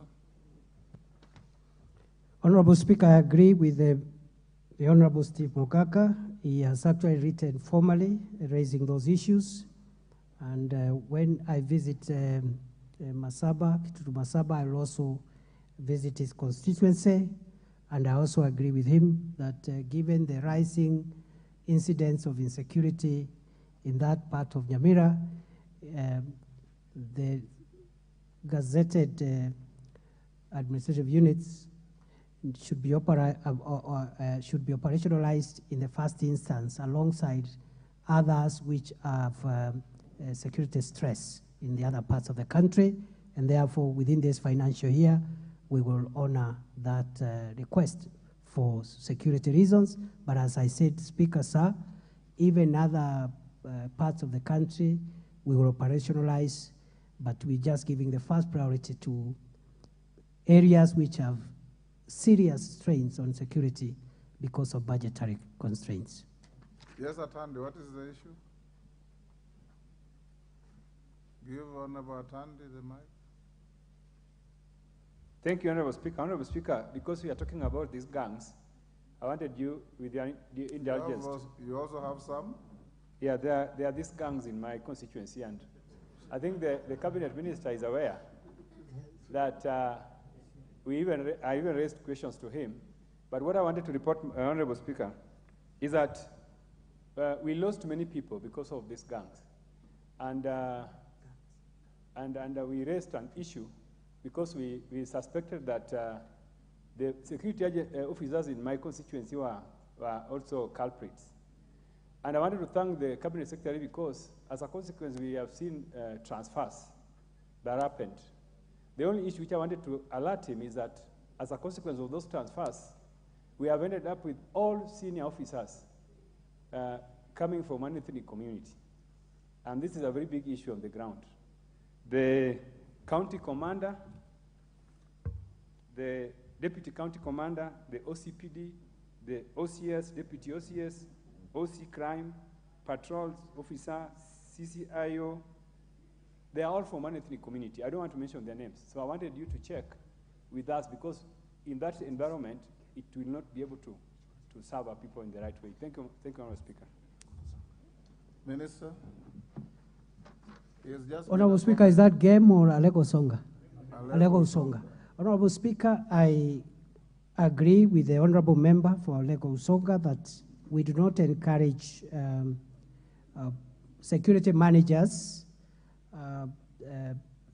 to congregate, in one place without reflecting national diversity. And therefore, I'll take up the request by the Honorable Member for Alego Songa, and will make the necessary adjustments to make sure that the face of the police command in that constituency reflects as much diversity as possible. Thank you, Minister.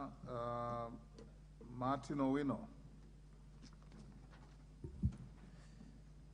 Thank you, Mr. Speaker. Question 203, 2023. I appreciate the time, Mr. Speaker. I rise to ask question number 203, 2023 to the CS.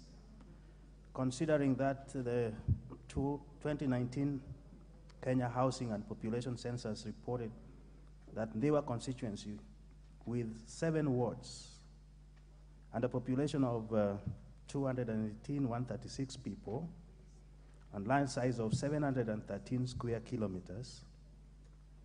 Honorable Speaker, could the CS explain steps the minister is undertaking towards subdividing the constituency into 3 operational and adequately staffed administrative sub-counties sub-counties, and correspondingly, divisions, locations, sub-locations thereof, to enhance effective and efficient delivery of national government services to the people, and within what time frame? Thank you, Mr. Speaker. Minister.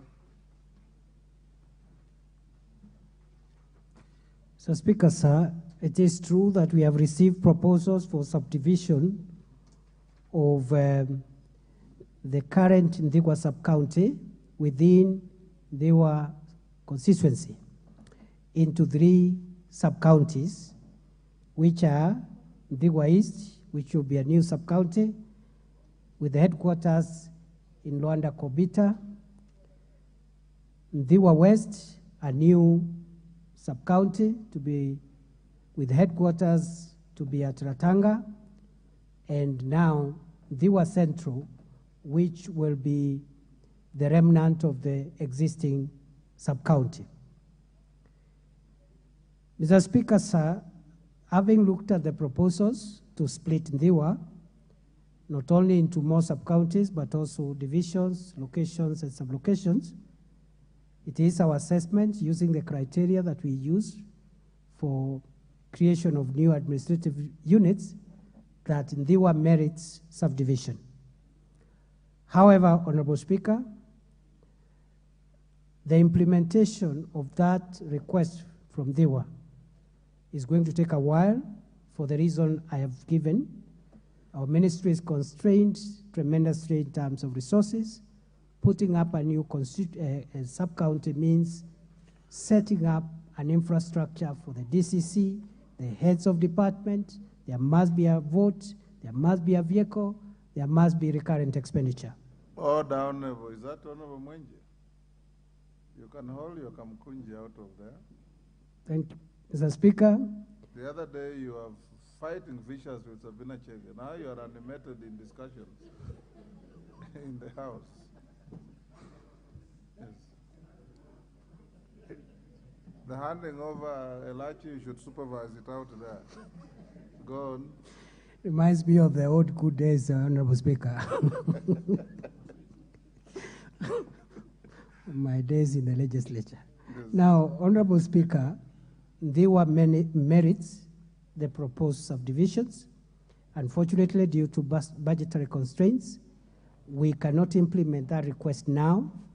We will implement new requests after we finalize with the already gazetted administrative units that have not been implemented. And therefore, I'm unable to give a specific timeline, but I give my commitment to the Member of Parliament for Ndigwa and to the House that Ndigwa is merit, and as soon as we finish the backlog of the already gazetted units, when we are doing the next phase, Ndigwa, among other requests I've seen, including the request from Tiati and other places I've been, in many of these places, including Baringo North and so many places I can see members are looking at me. I have very, very merited requests, which I think we will put a priority on, and Member for Ndigwa will bear with us, but we have his information, and the information from Ndigwa on record will give it priority in the shortest time possible. Then that should.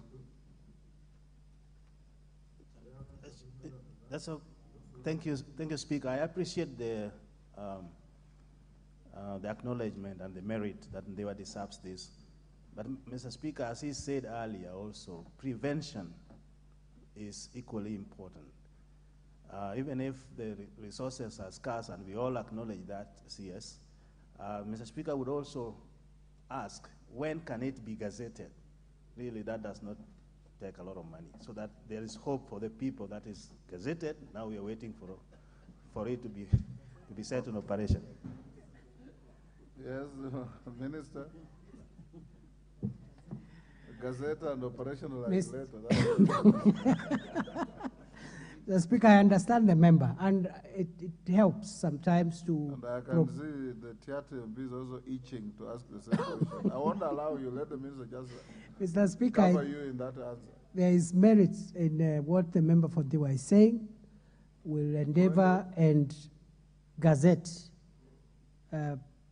perhaps not the entire proposal. We can gazette it in phases progressively by the end of this financial year, and then maybe the next financial year we gazette the other proposals. Again, because of budgetary constraints. But to answer, yes, and by the end of this financial year, we'll gazette, and then we operationalize in future on a priority basis. Member for Kinango, Kwea Thuku. Is he here? Question dropped. Member for Kitutu Church, Andon Kibagende. Yes, Honorable Kamket. Mr. Speaker. Tiati was already mentioned by the minister that you are on the It queue. was not mentioned favorably, Mr. Speaker. Pardon? It wasn't mentioned favorably. Mr. Speaker, I'm a very worried man because, Mr. Speaker, listening to the CS, where some of us come from, we urgently need the administrative units. And Mr. Speaker, when the Cabinet Secretary gives a verbal commitment, I understand where he's coming from in terms of. You want him to respond to supplementaries? It Mr. cannot Speaker, be verbal. Mr. Speaker, kindly indulge me for a moment. Yes. Mr. Speaker, all I'm asking is this. If it is indeed agreeable, it doesn't cost much to gazette. It doesn't cost much. So all we're asking is that could the Cabinet Secretary, since it is agreeable, why don't he just gazette as we wait for the finances to operationalize? Like where I come from, Mr. Speaker, it's my constituency, we are suffering because of this lack of administrative units. And honorable member here, his constituency has 7 wards like mine. And the minister has made oral commitments even to the public in visits to those places. Now we are suffering politically. So I urge him to gazette as we wait for the money. That's all I'm asking, Mr. Speaker. Okay, Minister. But not by end of financial year. Surely gazettement can be done even tomorrow. Why does he wait for end of financial year to gazette? Minister, I think that is just a comment. Yeah, I think I've heard and I've engaged with the member for Tiati and many other members here, especially the member for Baringo North, the member for West, Kajiado West, many of these members. And on the question of Tiati, it is true that we did make some commitments because for us to be able to achieve the security outcomes we want, a part of the solution for us in the Ministry of Interior is to add administrative units in many of the areas, including Tiati. And I want to assure the member that the minister will comply with the oral commitments they made to the public, because I'm a minister of the government of Kenya, whether I'm addressing parliament or I'm addressing wananchi, and therefore the gazettement will ensue. I only plead with the member not to pin me down to indicating the date of gazettement, but I will honor the commitment. Anton Kibagendi, member for Kitutu Church South. Thank you, Mr. Speaker, for giving me the opportunity to ask question number 265 of 2023. Could the Cabinet Secretary state the measures being taken by the ministry to address the widespread abuse of drugs and banned substances in the country? Secondly, would he clarify whether there are sufficient rehabilitation centers available and adequate personnel through the NACADA to accommodate the large number of addicts seeking help and willing to undergo rehabilitation? Thank you, Mr. Speaker. Thank you. Minister? Mr. Speaker, sir, In response to the question number 265 by the member for Kitutu Chache South, I respond as follows. That the government is taking measures through the Ministry of Interior and specifically the agency on the campaign against drug abuse, NACADA, to address the problem of drug addiction and the use or abuse of substances, including illicit alcohol and psychotropic substances. I've just returned this morning from Nyeri, where we were opening a NACADA accredited rehabilitation center set up by the Ministry of Interior in conjunction with the county government of Nyeri to provide rehabilitation. And we have several others. We have one in Miritini, and we have one in Elgeyo Marakwet, and we are taking the menace of drugs, illicit alcohol, and psychotropic substances as a major national security threat. In fact, we believe drug abuse, trade, consumption of drugs and psychotropic substances is in the top 5 major national security threats we have in this country, together with terrorism, banditry, violent resolution of disputes, and climate change. Therefore, Honorable Speaker, sir, we are making arrangements to fight the menace in 2 fronts. One, to suppress the demand. And suppressing demand includes rehabilitation and treatment of those who are already in abusing these substances.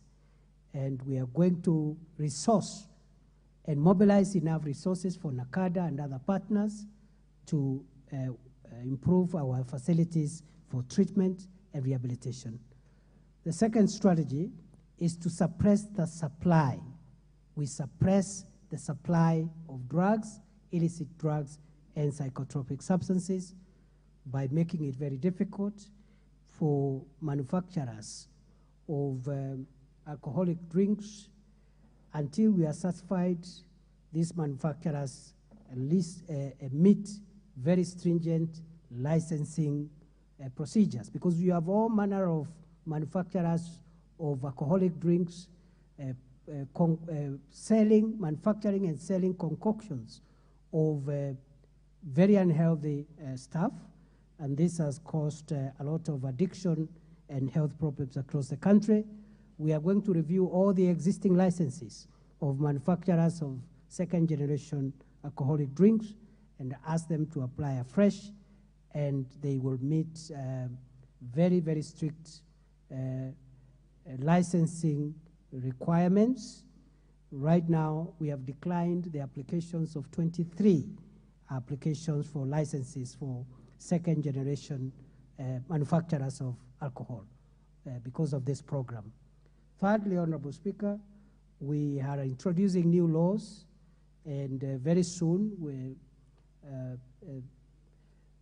will introduce in Parliament a law to strengthen NACADA, because the way NACADA is wired legally now, its work is more on the suppression of demand of abuse of alcohol and drugs, and we want now to give NACADA teeth to also be able to suppress the supply of drugs and alcoholic substances that are detrimental to public health. So we are bringing new laws to that effect, and also we are investing in school programs to sensitize members, the children, the school-going children, universities, young people, and we want a greater, more resourced, more empowered, and more capacitated NACADA to partner with other stakeholders in that respect. So I do agree we have a real problem of abuse of these drugs. We will target also families, because we believe families are essential partners in terms of fighting this menace. We'll also make use of our rich network of national government administration officers who are spread across the country. As you're aware, Mr. Speaker, this administration has decided that national government administration officers will be used to mobilize communities and members of the public to support national objectives and not to engage in other auxiliary things like politics, as been the case before. National tree planting objectives, registration of farmers, distribution of fertilizer, but also ensuring our children are in school and our children and families are free from drugs and alcohol. So, Honorable Speaker, that is the work in progress.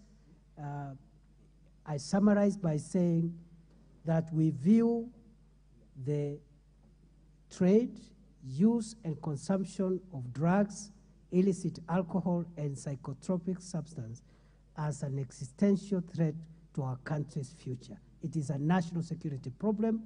We're going out of our way to resource our agencies and use our personnel to make sure that the same strength we are using to fight terror, banditry, and other national security threats, including climate change, will apply it in the fight against abuse of drugs, especially narcotic drugs and psychotropic substances. I submit. Thank you, Minister. Kibagendi, you have a supplementary? I truly appreciate the response from the Cabinet Secretary and that government has taken this up as one of the major issues they would like to deal with. I would wish that they enhance their, what can I call it? In this season that we are heading to, we need to increase surveillance, especially within the communities, with the children that are just completing their examinations and those that are on holiday. We need to increase surveillance. I submit, Mr. Speaker. And CS, when you'll be visiting Nyamira, you can also visit Kitutu Church South in Kisii Town. Thank you. Beatrice Elachi. Thank you, Mr. Speaker. I also want to thank the CS so much for his efforts. But just to inform him that in Dagoretti, North Kilimani ward, the rate of foreigners engaging in drugs, especially on Demi Road, Dennis Garden, and Royal Nahaltal estates, it is becoming a menace that we can't deal with anymore. And I am pleading with Waziri that I need a serious team of security to at least invade the place, because I know our security team are sort of compromised. I'm sorry to say that. But also to look at the administration, which are the chiefs. They've been there for 10 years within Dagoretti North. I think it is time they also can go and serve somewhere else, and so that we are able to fight together. We have put in a ghetto marathon that we will do on Sunday, and I know I have written to you, so that we work with the security team and start engaging, especially the border borders who are being used, and also the young children who you see meddling all over this Kilimani area. They are being used to peddle these drugs. So I just wanted to inform you that, Waziri, and thank you so much for all the support you have also given us. KJ. Mr. Speaker, I truly thank you. Now, my questions and concerns have been, in part, been preempted by the Honorable Deputy Speaker and the Member of Parliament, Jirani Dagoretti North. My concern, Mr. Speaker, is, and I'll put it as a question, is the Cabinet Secretary and the Ministry considering a new approach to dealing with criminal elements? Because it is now being proven that old methods are not hacking it, and especially in urban areas. Mr. Speaker, if they are depending on the Nyumba Kumi as they were formed in the era of PC Kaguthi, I can tell you for sure these Nyumba Kumis will never deliver. Mr. Speaker, I think it is time that they reconsidered the model of Nyumba Kumi. And they will find, after reconsidering, that there will be a different model that works in the urban areas as compared to rural areas, to commercial areas as compared to residential areas, and so on. Secondly, Mr. Speaker, only one. It's the same question. I'm just raising the concern. Then don't ask it. There is infrastructure that exists that this ministry can piggyback on. And I think in urban areas, the people we call the border riders, yes, and the setups that we have helping them put together can work very well for intelligence, for surveillance, for information, and even for helping them combat crime in terms of identifying the criminals in the area. The issue that the Honorable Elachi is talking about is a real concern, Mr. Speaker, where left unattended to, these border riders become a threat to security, while we can convert them to actually be the keepers of peace in urban areas. They become the carriers of drugs, they become the carriers of even criminals. The incidences of people being shot by pillion passengers, riding 3 or 4 of them on one border, have become so rampant, especially in this southwestern area of Nairobi City. Thank you very much, Mr. Speaker, for the opportunity. Minister will take a few requests.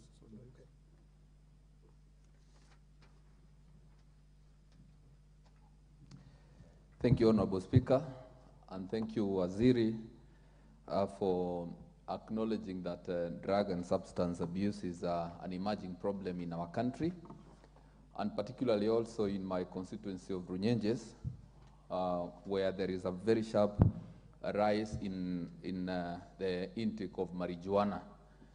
Previously, people used to take marijuana during the night and while hiding, but in my constituency now, people are taking it in broad daylight. And Honorable Speaker, what I want to ask the CS is whether he is aware that the manufacturers of illicit alcohol who are previously domiciled in my constituency of Runyenjes have moved down to Bere North and Bere South, and even parts of Daraka, and are now doing it from there and sneaking it back to Runyenjes constituency. And in my own observation, I have seen that there is a correlation between this illicit alcohol, marijuana abuse, and crime rate.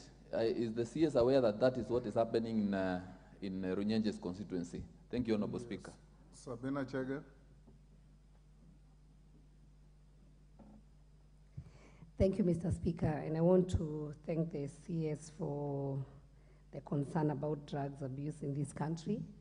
Mr. Speaker, if you recall, there's a time I raised an issue about one of the addictive drugs which comes in as nicotine pouch called Velo.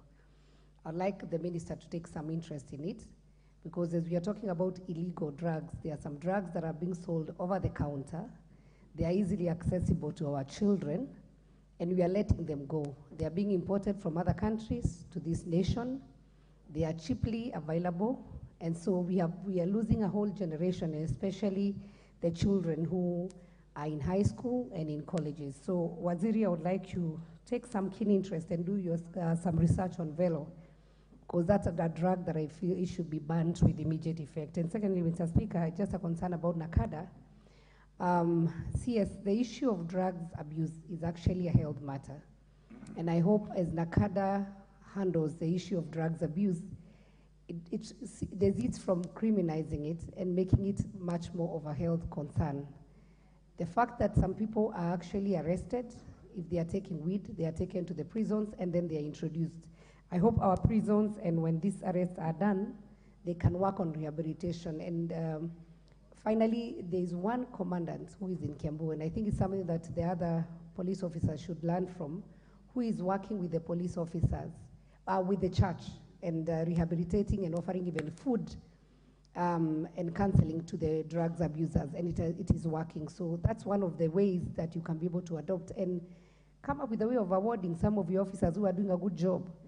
The issues of drugs is an issue where there's a lot of money, so if you award them, they might seize the temptation of being given money by the drug barons and work for this nation. I thank you, Mr. Speaker, and thank you, CS, for a good job. Rosa Buil. Mr. Speaker, I thank the CS for the effort they are putting towards fighting drug abuse. Mr. Speaker, we are currently going through supplementary budgets, and we know that the office of the spouse of the deputy president is actually very keen on also fighting drug abuse and its effects and rehabilitating the young people. And we know that a lot of money is being channeled through that office. My question is the ministry working hand in hand with the office of the spouse of the deputy president, or they are working independently? Because if they are, then there's bound to be a lot of duplication in terms of areas that are being targeted and in terms of money that's going to wastage. Thank you, Mr. Speaker. On this, Njeri. DK, you also want to ask something? Njeri, then DK, then the minister, you. Shukran, Mheshimiwa Spika. Ningetaka kuuliza waziri kuhusu kupotea kwa watoto pale Kirinyaga County, upande wa Kiamashiri na Kaminji kule Mwea, watoto ambao wako na umri wa miaka 3 na 10. Does it have anything to do with the drugs? This is on drugs. I'll give you an opportunity later. Let's not throw this minister into a spin. DK, you just hold Njeri. I'll give you an opportunity. Thank you, Speaker. Mine might not be concerned with drugs as such. Then don't ask. But there's an urgent issue. I addressed a statement in the morning. Yes. And now that I've seen the Cabinet Secretary, it is important that, because a matter of importance where I come from, there is a lady by the name of Malaya who was killed on 4th in Matunda Market by gangsters just 400 meters away from Matunda Police Station. And when an SOS was raised by the family, because they had an alarm to the police station, the answer was it wasn't within their jurisdiction, since where the lady was attacked and killed was in Gishu, and where the police station is stationed is in Western. So it raises a very fundamental issue to the CS. Is there a policy that pass police in one town center from just crossing the road and assisting Kenyans, rather than telling them to go around 10 kilometers to find their area of jurisdiction to call those police to assist? Thank you.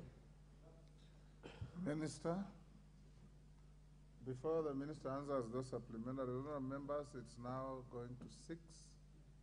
I had wanted question time to end at 4. We've done an extra 2 hours. I want to seek your concurrence that we can end here and have the minister come and answer your other questions. Now, and my question is the next one. I'm not even on out. Sure. Thank you, Honorable, because I hope you have read a book called A Bridge Too Far. I'll invite you to read a book called A Bridge Too Far. No. Yes. Okay, we can go on if you wish. The minister is here. I have no problem. Minister, can you answer those supplementaries? They are all just about policy. Yes. So tell us what you are doing in Honorable Speaker. how you can convert borders into an asset. Honorable Speaker, I agree with the very detailed proposals which have been made by various members. First, the member for Dagoretti South on the issue of changing tact, because we cannot use the same methods all the time. Times have changed. The composition of the population of Kenya in terms of mindset and values has changed over time. And therefore, we have begun those conversations in the ministry of what do we do differently if we want to move security to the next level, given the complexities of modern insecurity challenges that we are facing. And I agree with the member for Dagoretti South that the solution lies in the convergence between converting every member of the Kenyan society to an intelligence officer, first of all. And I say that because I know we have countries, which I don't want to name for diplomatic reasons, neighboring countries not far from Kenya, or even a lower GDP than Kenya, with even greater security challenges than Kenya. But there is a way in which every member of the community in some of those countries is an intelligence officer and provides information on security matters. So there must be some relooking at the way we look at security matters. It is not the responsibility of just the police officer to secure the country. It's our responsibility, all of us. A convergence between intelligence, technology, and values. And that is where we are going. And that is where we are going. Values, because as has been said by the member for Dagoretti South and the member for Dagoretti North, my sister, the Honorable Elachi, if members of the public know that if they give intelligence, it will be acted on, they will give it. Number two, if we make it painful and embarrassing for a police officer to allow a drug trafficker to destroy our children, if we make it painful and embarrassing for that officer, we'll have less and less cases of officers who are aiding and abetting drug traffickers and other criminals. And I believe through the police reforms that we are about to receive the final report, we're going to clean up all the agencies of national security and make it impossible for people wearing the uniform of the country to be participants in crime. Even if it means restarting the agencies afresh, reforming them, dealing with succession management and leadership, so that not anybody becomes a commander, not everybody becomes a leader, and so forth and so on. So there is a solution lying somewhere between a review of the system, bringing together the convergence of intelligence, which is information, technology, and values. Honorable Speaker, the member for Runyenjes has talked about the problem in Runyenjes. I am aware of that problem. I think I have heard from yourself, but also the women rep of Embu has brought even clips of some of these transgressions, and we are working on a program to make sure that we reach out to the communities there through enforcement, but also through trying to talk to our children and bring them back from the vagaries of blunted abuse of drugs in the open, as it's very common now in that area. I'm aware of that problem, and I've even shared that with the women rep of Embu, Runyenjes, a bit of Bere North, and neighboring areas like Igamba Ngombe.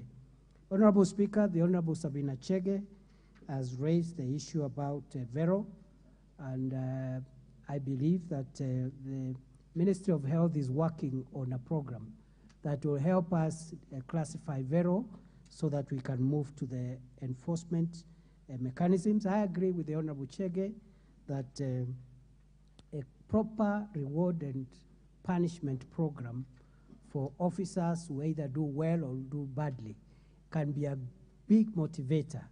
And I'm saying this because I know from my experience in the last 1 year as the minister responsible for security, although we have some officers who may not have done a good job in terms of projecting our police and other agencies properly, we do have a number of very patriotic, honest, hardworking officers. Many of them go unnoticed. The sacrifices they make, the extent they go, with high levels of honesty, and therefore a reward and punishment program can help us motivate good officers and embarrass the bad ones, even as we reform our agencies. Honorable Speaker, I therefore want to also talk about the issue of jurisdiction, which has been raised by the member for Soy. And I think it is true for purposes of command, different police commanders have jurisdictional limits for purposes of coordination, command, control, and accountability. However, the policy of the National Police Service and of our policing is that a police officer of the Republic of Kenya is a police officer of Kenya. Is not a police officer of the place where they are stationed. And therefore, if they can save a life, if they can assist in apprehending offenders and doing these other things that affect our security, it doesn't matter. You cannot watch somebody being robbed next to you and you are a police officer. You have the capacity to thwart that attempt simply because it is across the road and that road is the boundary of your jurisdiction. So that particular matter, we would want to find details in terms of complaint, and we can follow it up with the policing authorities to make sure that no officer refuses to assist Kenyans in distress by simply citing jurisdictional limits. Thank you, Mr. Speaker. Okay, is there a follow-up question by the owner of the question?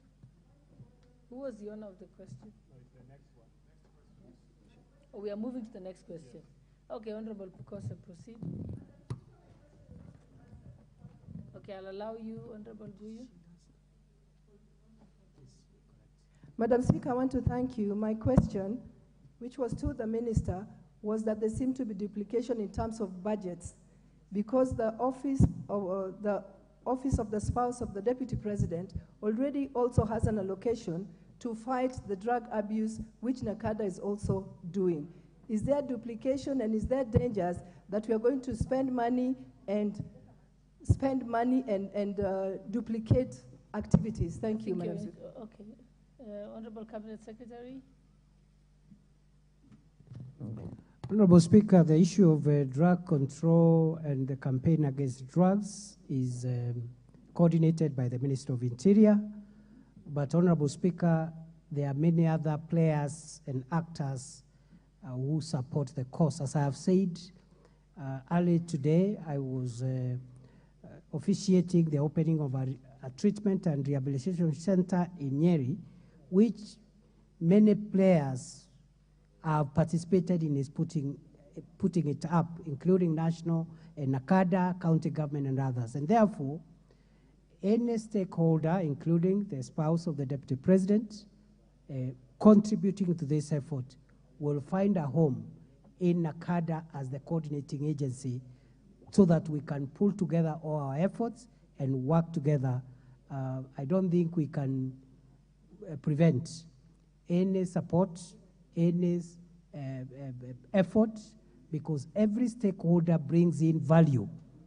Every stakeholder brings in value that is not available within the agencies we have. So I believe the coordinating framework is there, and all the stakeholders, including the spouse of the Deputy President, will find a home in the NACADA, which is the coordinating agency for the campaign.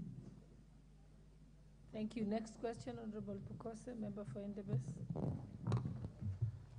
Thank you, Honorable Speaker, for allowing me to ask question number 266/2023 to the Cabinet Secretary.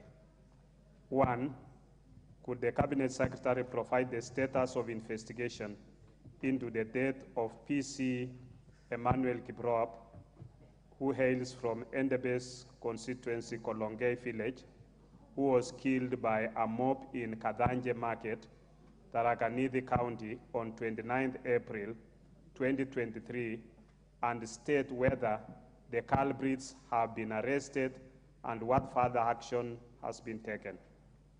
2, explain why the officer commanding police station, OCS of Kadwana Police Station, sent officers to carry out arrests without being armed and without wearing the official uniform while on duty.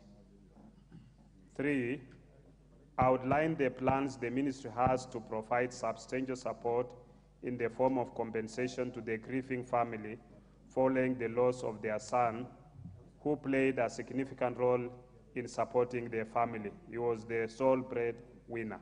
Thank you, Madam Speaker. We'll allow 2 supplementaries. Honorable Karoli Omondi, member for Suba South. No, I think. Sorry, response first. Okay, all right.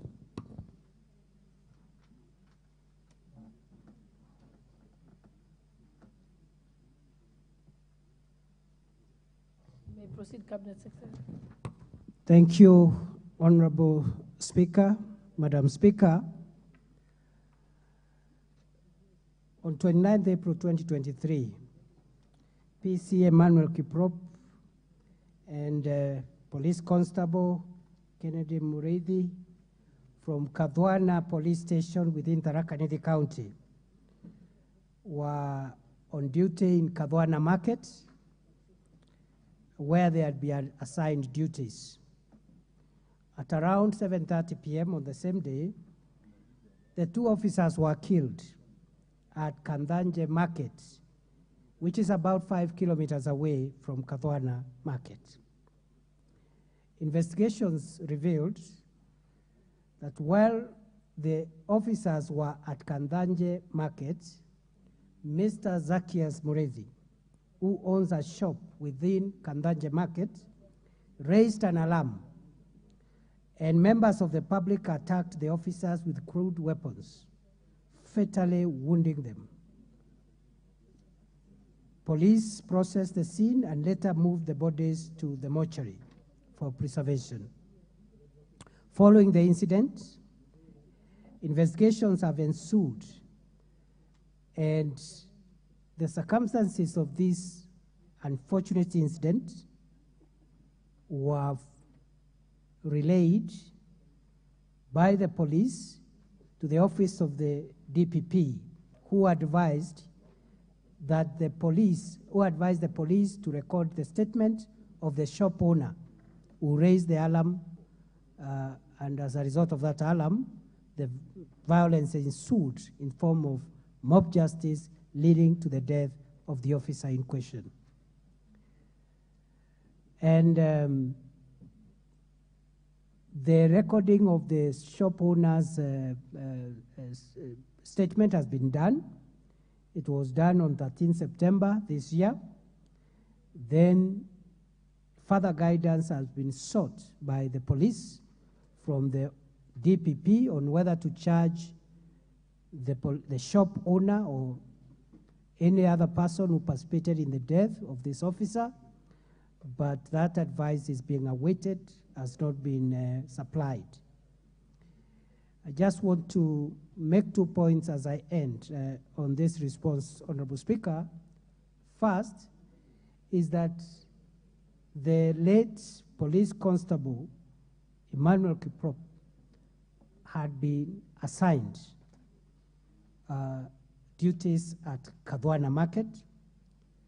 However, it is not clear how he found himself outside the area he had been assigned by his superiors, namely Kandanje Market, 5 kilometers away.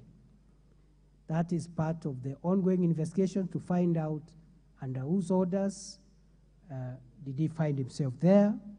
And at the moment, as I have said, the file is still being processed between the police and the DPP. Number 2 is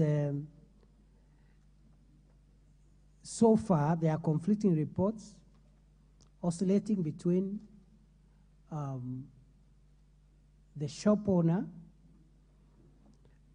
in Kandanje Market who raised the alarm, having complained that the 2 police officers had intruded his shop, but there is also conflicting reports that those officers actually were going to search for certain crime-related evidence from the shop owner when they met their death. It is not very clear whether instructions had been given for them to go and arrest the person whose alarm led to the unfortunate death of Mr. Kiprop. Finally, in terms of the question on compensation, the National Police Service insurance scheme has provided what happens when an officer dies in the line of duty, and therefore issues to do with reparations for the loss of Police Constable Kiprop will be pursued within the avenues of the police insurance scheme, which takes care of fatalities of police officers when in the line of duty. I submit. Honorable Pukose, you may give your supplementary. Madam Speaker, I want to thank the CS for the response, but unfortunately, he has not fully answered the question. Because when you look at the dates, this incident happened on 29th April 2023. They go to the DPP is ordering them to take a statement from the owner of the shop in September 13th. You can see how many months it is gone, because, and I don't know whether that is the normal police procedure. Because, you know, I know the CS is a PC man, but when you CS, you read the caps in between.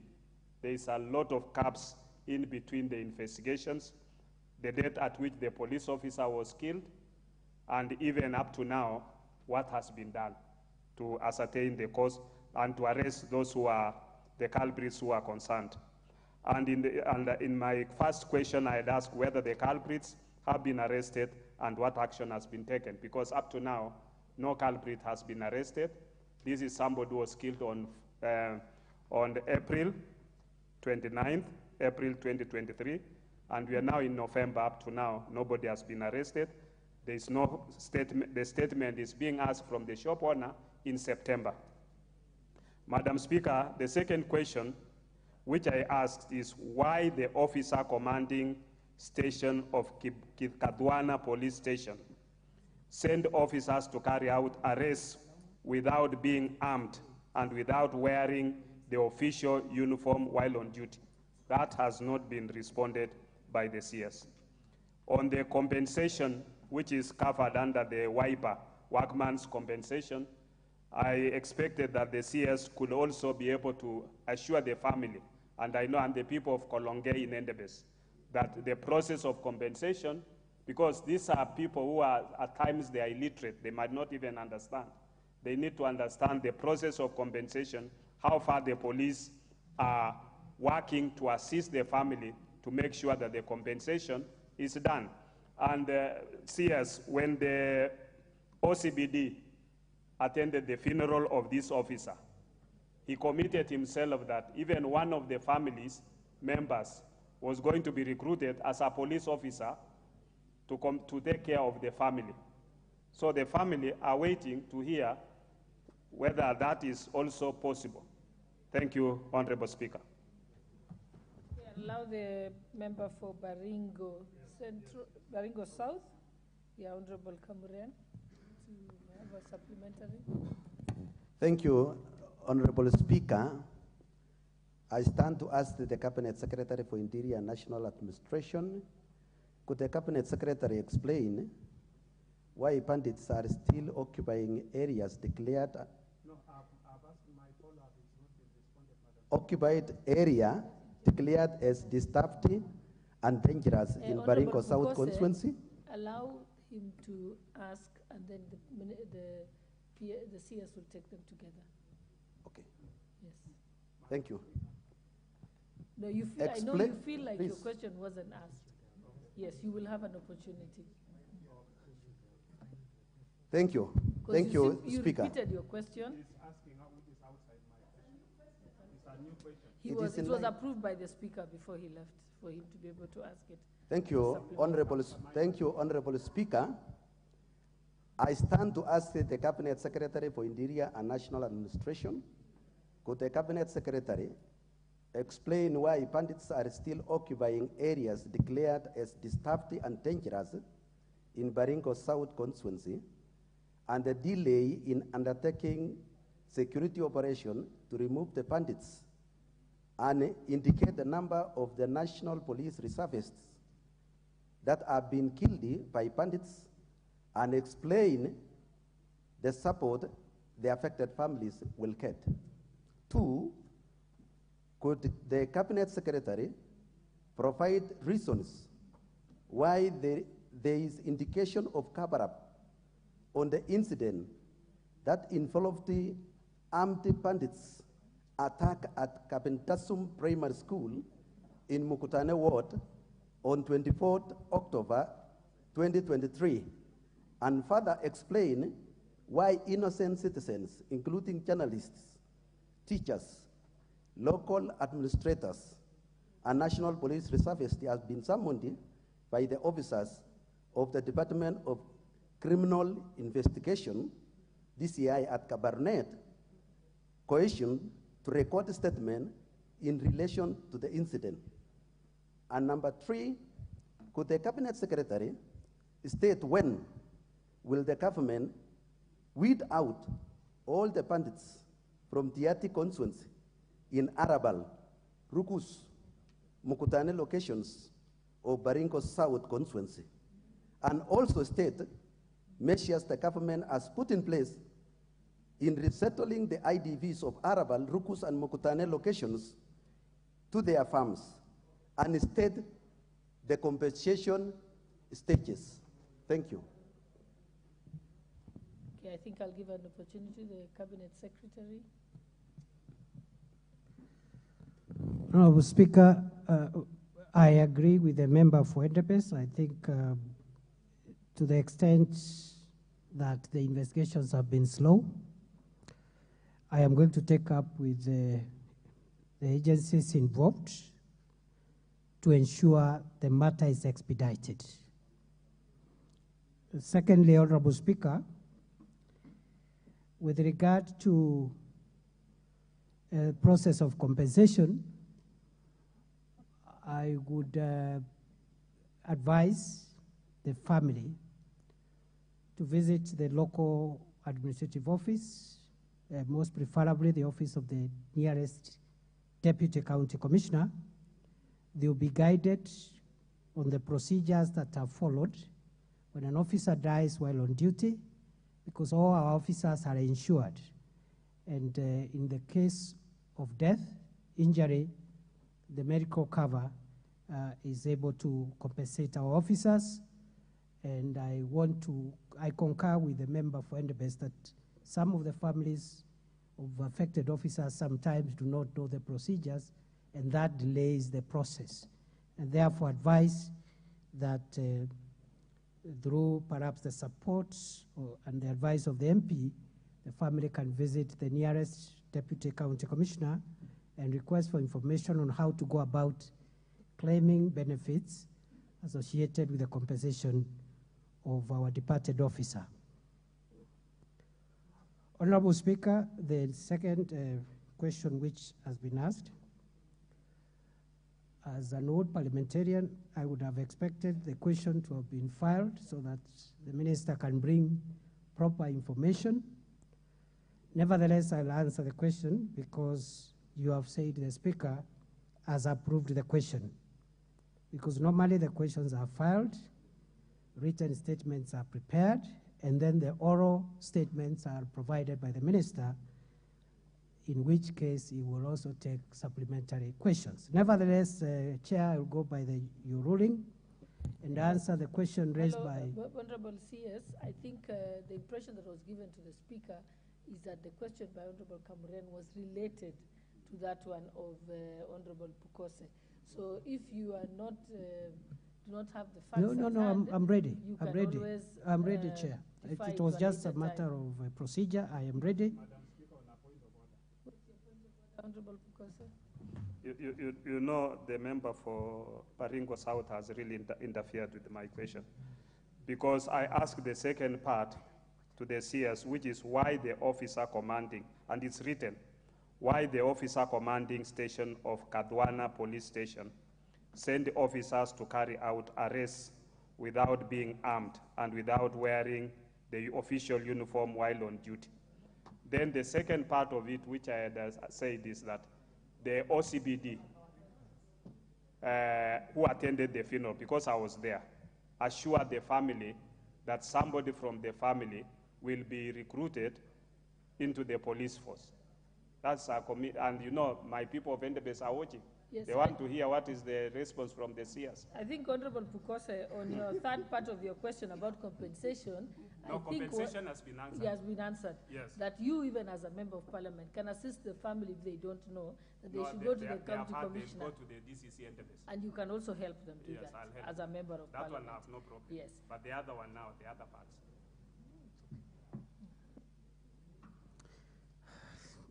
Madam Speaker, I partially answered the question by the member for Endebess in the sense that it is not clear up to now whether the late police constable Kiprop had been assigned duties in Kandanya Market. They are conflicting. I said they are conflicting testimonies that on one hand, they were sent to go there and conduct an arrest. That's how he met his death. Other witnesses say that there was no such orders. They had been assigned to work in Kadwana Market, and somehow it's not clear how they found themselves in Mr. Muridi's shop in another market 5 kilometers away. And that is something that is being investigated. So I want to plead with the member to be patient. Where I agree with him completely is that the process has been slow. Number two, he has asked about the OCS.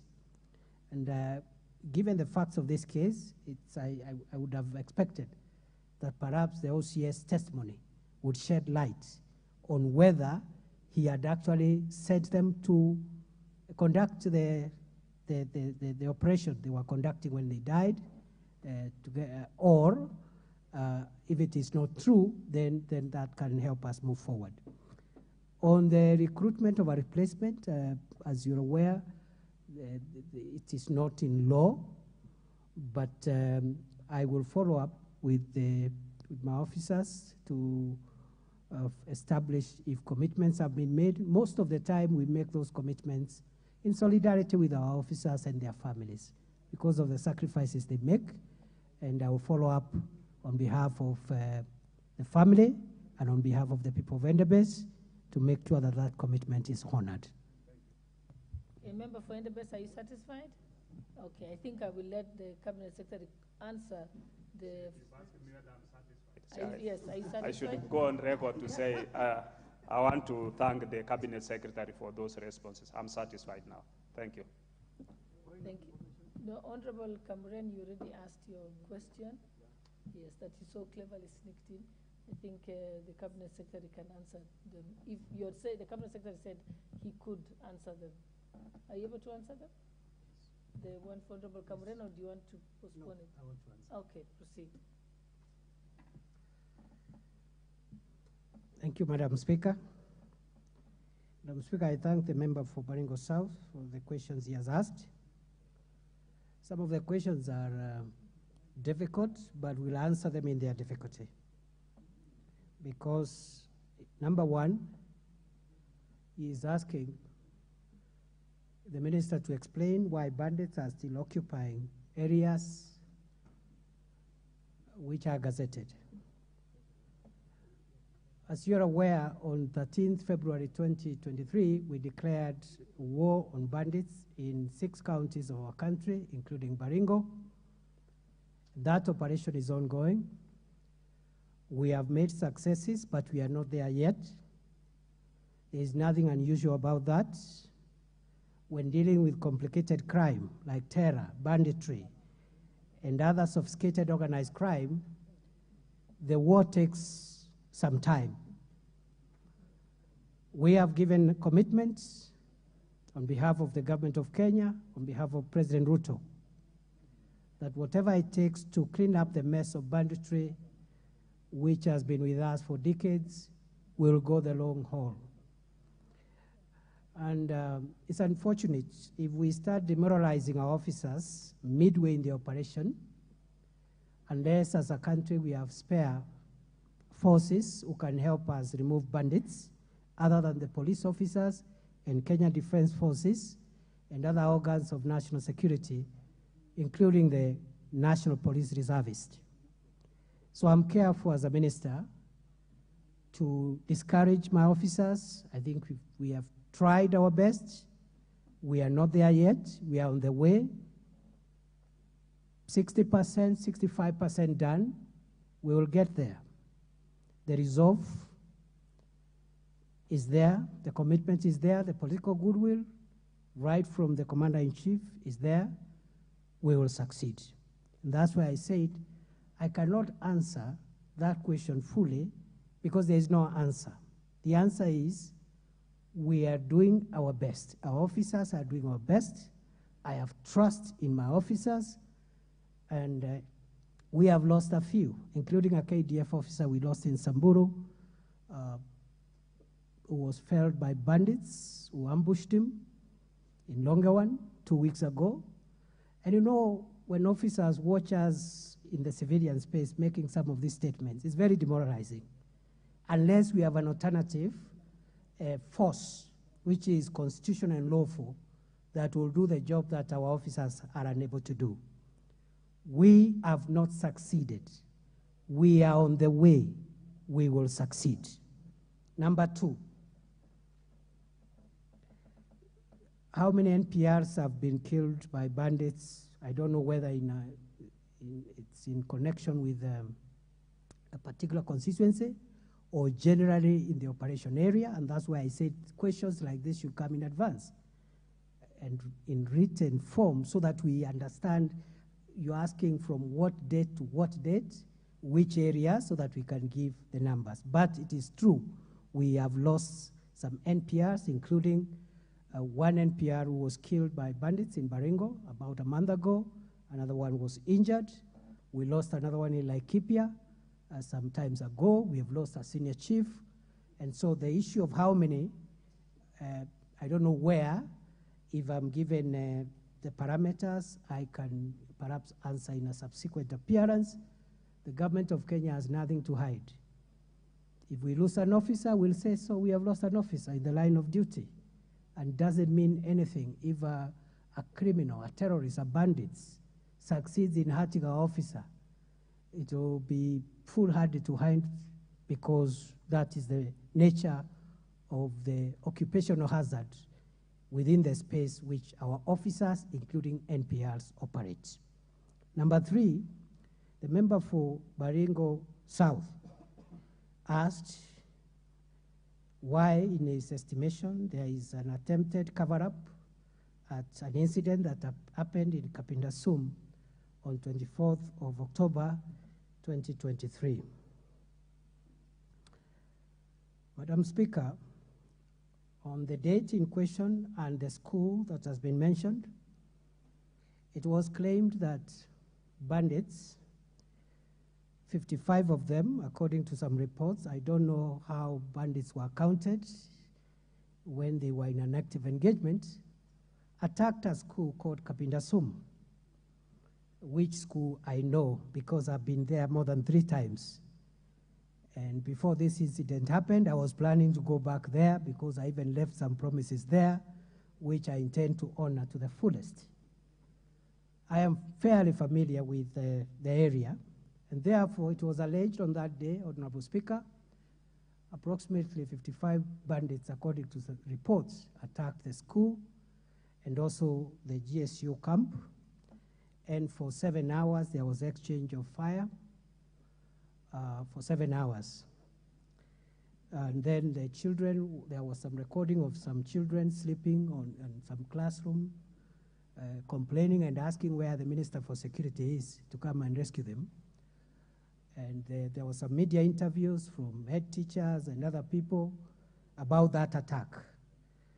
Madam Speaker, I would not like to say much about this event because it's under investigation.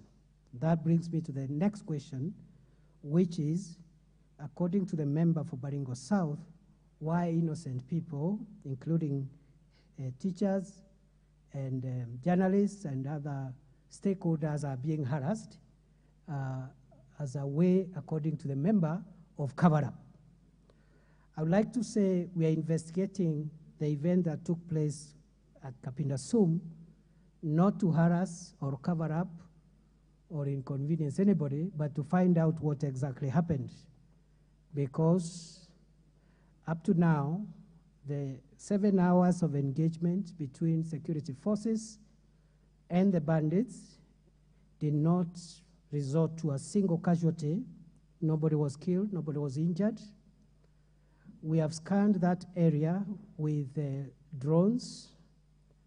We have not found the disturbance of the soil. We have not found any spent cartridges, except that we are informed there was a shootout for 7 hours in that school.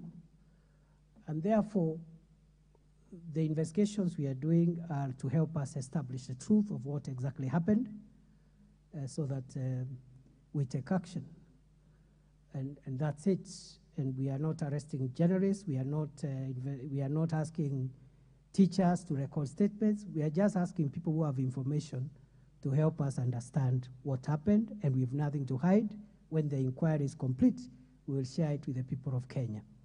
As I have said, a school being attacked by bandits, for the last 50 years, we've had those kind of incidents. So government has no interest in hiding an incident like that. We have had even worse attacks where there have been very many casualties, and we have reported and we've said we have had an attack here. So the issue of cover-up does not arise, and once the inquiries are over, we will share them with the members of the public. Thank you, Cabinet Secretary. The last one, I'm left with one, actually two. Let me answer them in a minute. The member for Baringo South asked, when will the bandits be removed and weeded out from Rugus, Mukutane, and all the other areas? I don't know. But we are doing whatever we can. Day and night, we don't sleep. We will not surrender. We will not retreat. We will not change our mind. We will not give in. We will reclaim any space and secure every part of our country. But we are not going to be harassed by anybody, because that way we will lose it. And the language of bandits and terrorists is to try and divide people, divide political leaders on one side, security agencies on one side, so that they can succeed. So I don't know when we will wipe out banditry, but we will. Lastly, what are the plans around compensating IDPs in Mukutane and other areas who have been affected? Again, this process has been on the table for a long time, but due to budgetary constraints, it has not moved for the last 5 years. Therefore, the IDPs in question is not a creation of the attack in Kapindasum or the recent attacks in the last few months. It's an old problem which we are committed to deal with.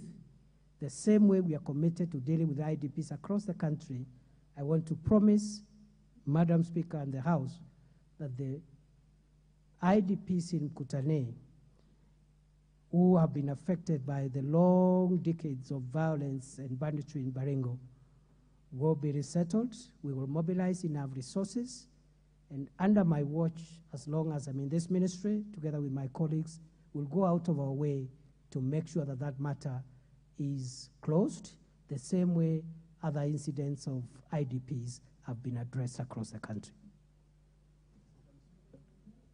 Thank you. Honorable Kabren, I hope you now realize the injustice you occasion to not only your people, but also to the Office of the Cabinet Secretary when you don't bring a question in advance, because then you'd have had a more comprehensive question. And on this question, we won't have any rider questions, and I think since Honorable Bukosa is also satisfied with this question, there's no rider question, and we'll move to the next question by the Honorable Rael Kisiwai. We've indulged you enough, Honorable Kamburen. We have indulged you sufficiently. You're out of order. Proceed to the next question.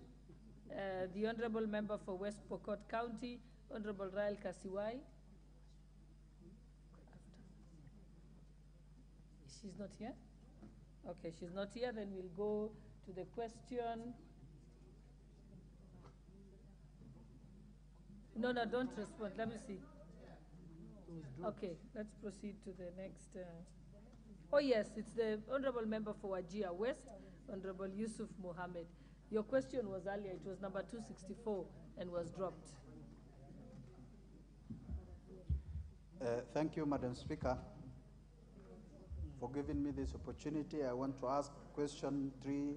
He intercepted that vehicle. There was an exchange of fire after the occupants decided to stop, and instead they fired at the officers. Regrettably, 2 officers were gunned down in that exchange of fire. On the following day, 4th May 2023, residents of Wajir town demonstrated against the killing and lit bonfires on the streets. The residents, who were armed with stones, rungos, petrol bombs, machetes, tried to overrun the KWS station and later raided Wajir police station with the intention of burning it, but they were repulsed. They looted and destroyed businesses and property worth about 52 million shillings. During the fracas, 14 police officers were injured, and one person, Abdulhassan Hussein Isaac, age 17 years, was shot dead. Investigations were commenced immediately, and an inquest file has been opened by the DCI. Postmortem was conducted at Wajir Hospital. Statements have been recorded. IPOA is also conducting investigations over the incident. Madam Speaker, on 4th June 2023, around 10 a.m., demonstrators invaded Kenya Power and Lighting Company power station within Wajir Township. They were complaining against frequent power outages within the town and were armed with crude weapons, machetes, petrol bombs, stones, and rungos. They destroyed the main gate to access the compound and damaged the vehicles, stores, and workers' residential houses, properties worth 1.2 million. The police officers acted swiftly and repulsed the demonstrators. The station houses power generating station, power plant, and fuel reservoir, and supply power to the whole Wajir County. During the skirmishes, one person, Manazil Odo Hamed, aged 20 years, was shot dead. Inquest file has been opened by DCI, postmortem has been conducted, and statements have been recorded, and IPOA is also conducting investigations on this case. Madam Speaker, the 6th schedule, the National Police Service Act, provides that firearms may be used where saving or protecting the life of the officer or other person, and in self-defense or in defense of other person against imminent threat of life or generous or serious injury.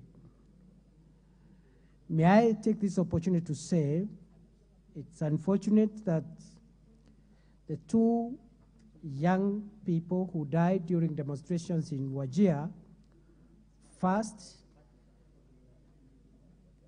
as mobs tried to overrun Wajir police station, and on the second instance, as mobs tried to overrun the Kenya Power plant in Wajir.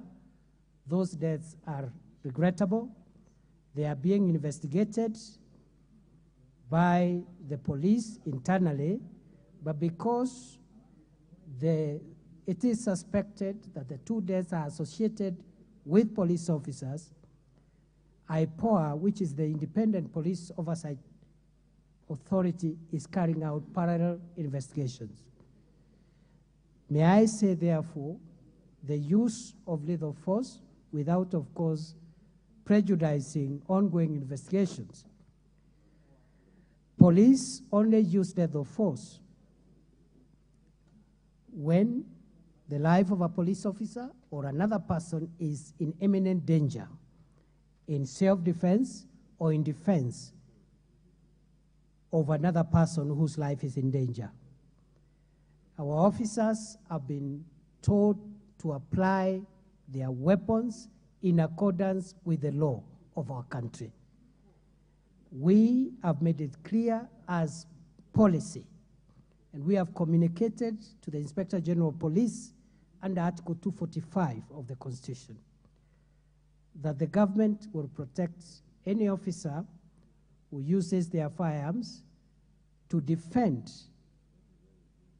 life, either their own life or the life of a Kenyan from imminent danger, when those weapons are used in accordance with the Constitution and the law.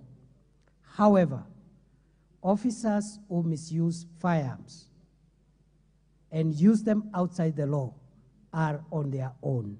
And therefore, since the two cases are under investigations, we hope IPOA and other agencies will establish the truth. But to answer the Member of Parliament's question, our officers only use lethal force in the circumstances provided for under Schedule 6 of the National Police Service Act, Cap 11A of 2011.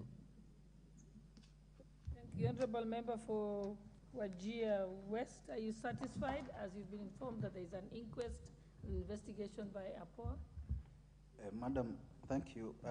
Partially satisfied with the answer given by the Minister or the Cabinet Secretary, but I have a follow-up questions regarding the same. My questions are as follows. First, the Minister gave some explanation to why and what happened during those two incidents. But I have a different information from what happened according to what the ministers explained. In the first instances, he said that KWS officers who were pursuing some suspected persons have wanted to stop a vehicle and they wanted to search, and the occupants defied the orders and started shooting. And 2 of them died. Yes, 2 of them died, but there was no recovery of bullets or firearms. In that circumstance, that explanation given is not correct according to the information I have on the ground. And number 2, I want to ask the Cabinet Secretary to give us timeline on when this investigation will be concluded and the truth of the matter known in both occasions. Number 3. Thank you. Those are 2 questions that you had. I want to add one more, Madam Speaker, please, Okay, with due respect. The third one, the Cabinet Secretary went and visited a place called Arbejahan in Wajir West and promised to recruit NBR, 200 NBRs, which all other process and due diligence have been done and not up to date. They were not trained. Can also the Cabinet Secretary give us information on when will those NPRs on those constituencies will be trained? Thank you. Thank you. Cabinet Secretary.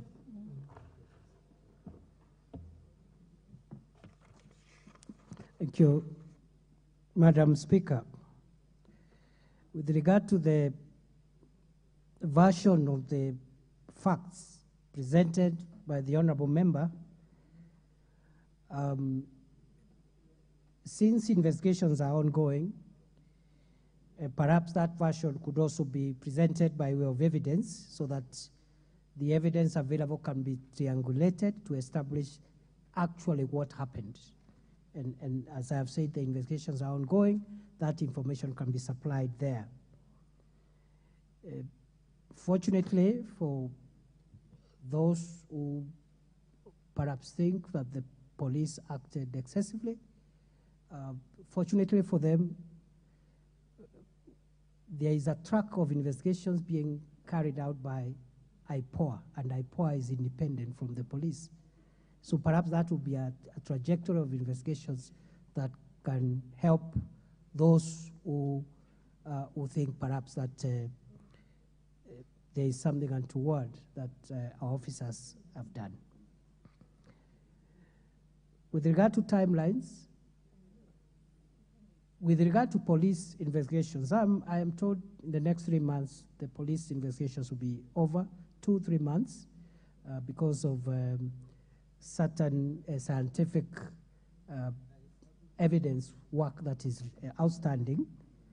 But the IPOA investigations, the minister has no control over that process, and perhaps those who are seeking answers could seek those answers from IPOA. And finally, we have been unable to train and deploy NPRs, some of whom we had committed. Again, because of budgetary constraints, we are trying our best, and perhaps this financial year, we'll try and see whether we can fulfill the commitments we made in Wajir. I remember it was on 26th of November last year. I am still very, very alive, but the entire last year, we had no money for NPR training. The IG received no money. This year, with a little budget, we'll prioritize Wajir in honor of the commitment we made last year. Honorable Mohammed, I can see you're nodding in agreement, so I will assume that you're satisfied and that we can Thank proceed you, to the Madam next Speaker. question. I want to thank the Cabinet Secretary for giving a comprehensive analysis and answers to my question, and I'm waiting for his commitment, for him to fulfill his commitment for both the investigations to be concluded and also to train the NBRs as he promised and also committed on ground. Thank you, Madam. Next question, Honorable Member for Kisumu West, Honorable Rosa Bui. Thank you, Madam Speaker. Madam Speaker, I rise to ask the question 345 of 2023. But Madam Speaker, before I ask my question, I'd like to let you know that the Cabinet Secretary actually wrote a response to me, and the only question I'm going to put to him is what he omitted in that response, Madam Speaker. Madam Speaker, question number 1, which he didn't respond to. Could the Cabinet Secretary provide the status of investigations into the death of Marion Atieno, a minor who lost her life due to the spate of insecurity in Kisumu West Sub-County while on her way home from Kuayo Secondary School on 3rd June 2023. Madam Speaker, then I go to number 3 because he did answer number 2 satisfactorily in the response he gave to me. Could the Cabinet Secretary explain the measures in place by the government to curb insecurity in Dago, Otonglo, Kisian, Ojola, Obambo, Holo, Lela, Darajambili, and Maseno centers and other areas within Kisumu West Sub-County? Madam Speaker, I will omit the last part of that question because the CS at the beginning already responded to a question by me when I asked if the police officers could be transferred outside the counties in which they operate. He already answered to that bit of the question, so I'll omit that. Thank you, Madam Speaker. Proceed, Honorable Cabinet Secretary. Honorable Speaker, in response to the question by the member for Kisumu Town West, with regard to the unfortunate death of Marion Otieno, significant progress has been made in tracking down the killer of the young lady, and already we have arrested Benjamin Omondi, a Form 3 student, at the same school where the young girl was schooling. Investigation so far has revealed that the murder could have been related to the two youngsters who seemed to have been in love, and they had separated, because we have recovered a number of love letters where the key suspect had threatened to kill the girl, and also from his house, the police were able to recover blood-stained school uniform trouser, school tie, school shoes, and black jacket. The suspect also led the police to where he had hidden the blood-stained kitchen knife, suspected to be the murder weapon. So we believe we have the right person in custody. Police have been granted 14 days custodial orders to finalize investigations. Forensic analysis of documents and other materials recovered from the suspect is ongoing, including DNA sampling by the government chemist. The file has been taken to the DPP, and when it was taken to the DPP, the court has already granted the suspect a bond of 300,000 and is out on bond. But so far the evidence is compelling that Mr. Benjamin Omondi is the killer of the young Marion Otieno. The measures that government is taking is really to enhance our community policing, because that's where the gap is.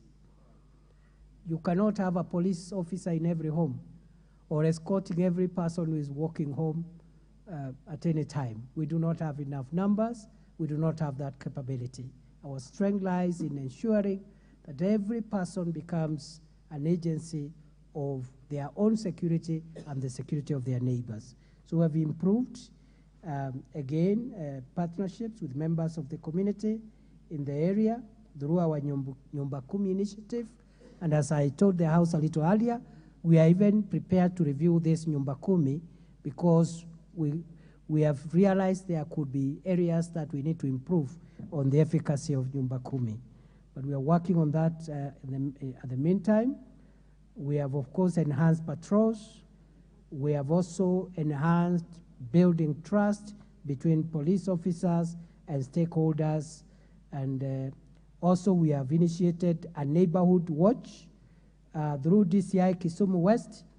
We have adopted the neighborhood watch arrangements, and we are educating citizens on crime prevention techniques and so forth and so on. Finally, for profiling register of all people we believe could be criminals in that area, and this will go a long way in improving our preventive policing approaches so that we prevent unfortunate incidents like the death of Marion Otieno.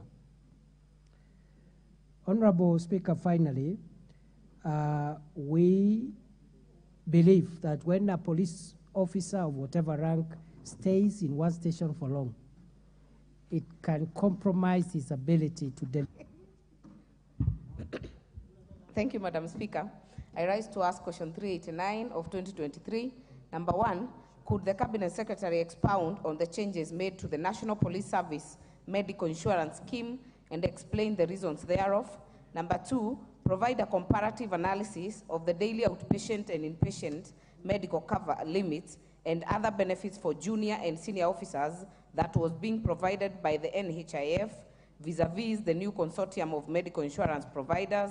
And number three, state the annual amount of money that the National Police Service was paying for medical insurance and what it will pay for the new consortium of medical insurance providers per year.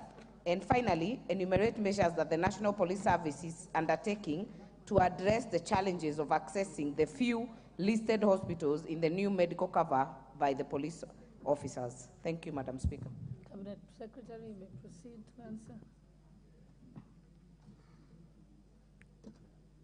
Honorable Speaker, it is true changes were made to the National Police Service and Kenya Prison Service medical insurance scheme last year. And between 2017 and 2023, the payments, the government of Kenya had a contract for provision of a medical cover for the police and the prisons between 2017 and 2022, and the premiums that were payable as requested by the member is for the police 4.7 billion and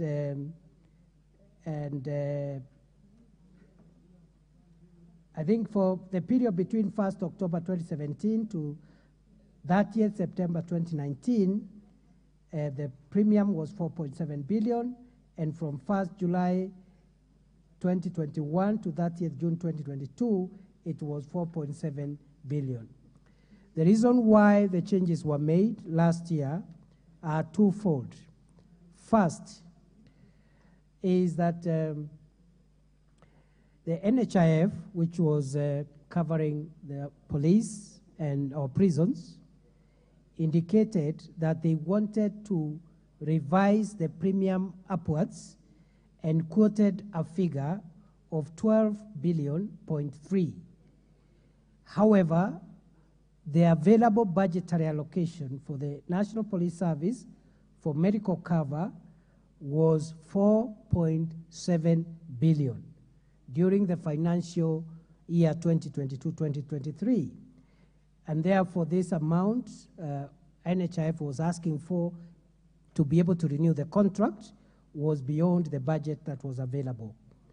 Number two, the NHIF had also entered into fresh service level agreements, SLAs, with health facilities for the year 2022-2023 on terms clearly disadvantageous to the National Police Service and Kenya Prison Service. For those two reasons, and the disadvantage was that the benefits were reduced.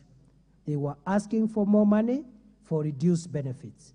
As a result of that, the government decided to advertise or to invite tenders for medical cover, and the following 4 bidders participated. AR Insurance, leading a consortium with Jubilee Health Insurance and APA Insurance. The second one was Kenya Alliance Insurance Company. The first consortium quoted 14.8 billion. Kenya Alliance Insurance Company quoted 12.8 billion. CIC, a consortium led by CIC General Insurance, Old Mutual, and Britam, quoted 8.6 billion, and NHIF quoted 9.365 billion. The successful bidder was declared to be CIC Insurance and the consortium based on the criteria that was set in the tender documents at a price of 8.6 billion. In addition, there were other infractions that made the NHIF cover untenable. For example, NHIF failed to account for the ex gratia sums amounting in total to 750 million computed as contracts,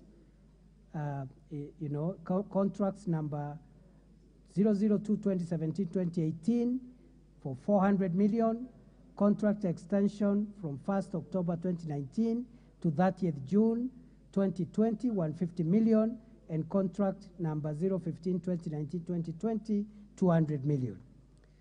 There were other complaints and challenges we were facing with NHIF, including lack of detailed ex gratia reports and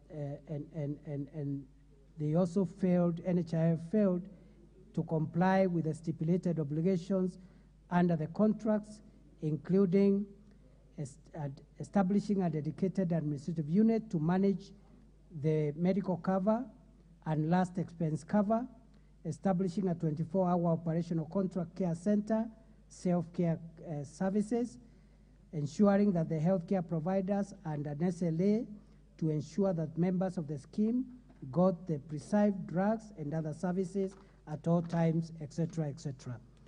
Honorable Speaker, the contract for medical cover between NPS and CIC provides a list of guaranteed benefits and several inbuilt mechanisms to secure the benefits.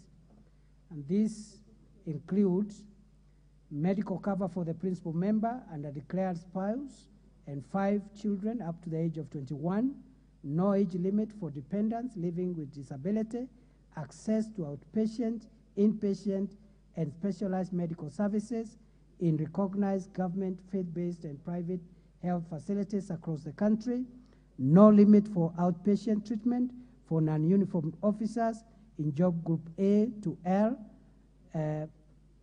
PG 1 to 7 for NPS, and PG 1 to 8 for KPS. Outpatient limits in high-cost private hospitals for non-uniformed officers, no limit for an inpatient treatment in amenity wards for non-uniformed officers, and other benefits. So, Honorable Speaker, the health facilities that are being used by our officers now include all government healthcare facilities, including level 3, 4, and 5, hospitals, all facilities previously providing services to the NPS and KPS personnel, private hospitals such as Gertrude's, Aga Khan, MP Karen Hospital, and Nairobi Hospital for unlimited medical services. In addition, the service provider has a continuing obligation under the contract to ensure provision of quality services and availability of prescribed drugs and services at all times, and also ensure no member or their dependent is denied service on ground of delay of submission of payment of premium during the subsistence of the contract, issue a last visit after every visit, as well as where a member utilization benefit has reached 75%, and finally promptly refund or reimburse a member for any cost incurred for prescribed drugs and services not available in the designated health facilities. The NPS has also established a standing contract implementation committee which undertakes member sensitization to provide periodic review of the reports from the service and the overall performance of the medical scheme. The most notable complaints received by the committee concerning access to the health facilities have since been addressed. The National Police Service and Kenya Prison Service Scheme has also provided a toll-free telephone number to assist members experiencing difficulties in accessing the medical service. I submit. Yes, member for Gilgil. Thank you, Madam Speaker. And I also want to thank the CS because he had provided the written answer quite beforehand. But the clarification I would like to get is how does this sit in terms of the whole government approach, considering that police officers, especially the junior officers, are not unionizable, so they have no way of actually getting these concerns heard. And when I read the response, Madam Speaker, I see the CS confirming that some money from the NHIF, about 750 million, has not been accounted for. Now we are doing a restructure of the same NHIF. So I would like to know how does that sit, especially with the reviewed UHC, or rather universal health care, by the government and the whole government approach. I feel like government is bullying government.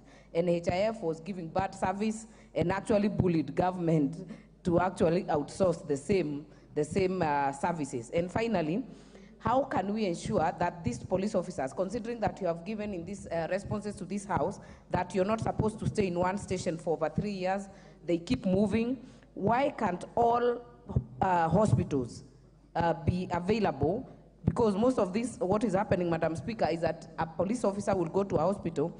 They may not be adamantly told they would not be treated, but they keep saying that it is complicated. It is not the way it used to be. So that forces the officer to look for other areas to be treated. So how can this be improved to be very easy for use and actually be accessible even to the private hospitals everywhere, so that whenever you change a station, you can still be treated even if you are not in that area anymore? Thank you, Madam Speaker. Honorable Cabinet Secretary. Honorable Speaker, I agree with the Member of Parliament for Gilgil on the last issue of the need to ensure that police officers access as many facilities as possible, even when they are on transfer. Luckily,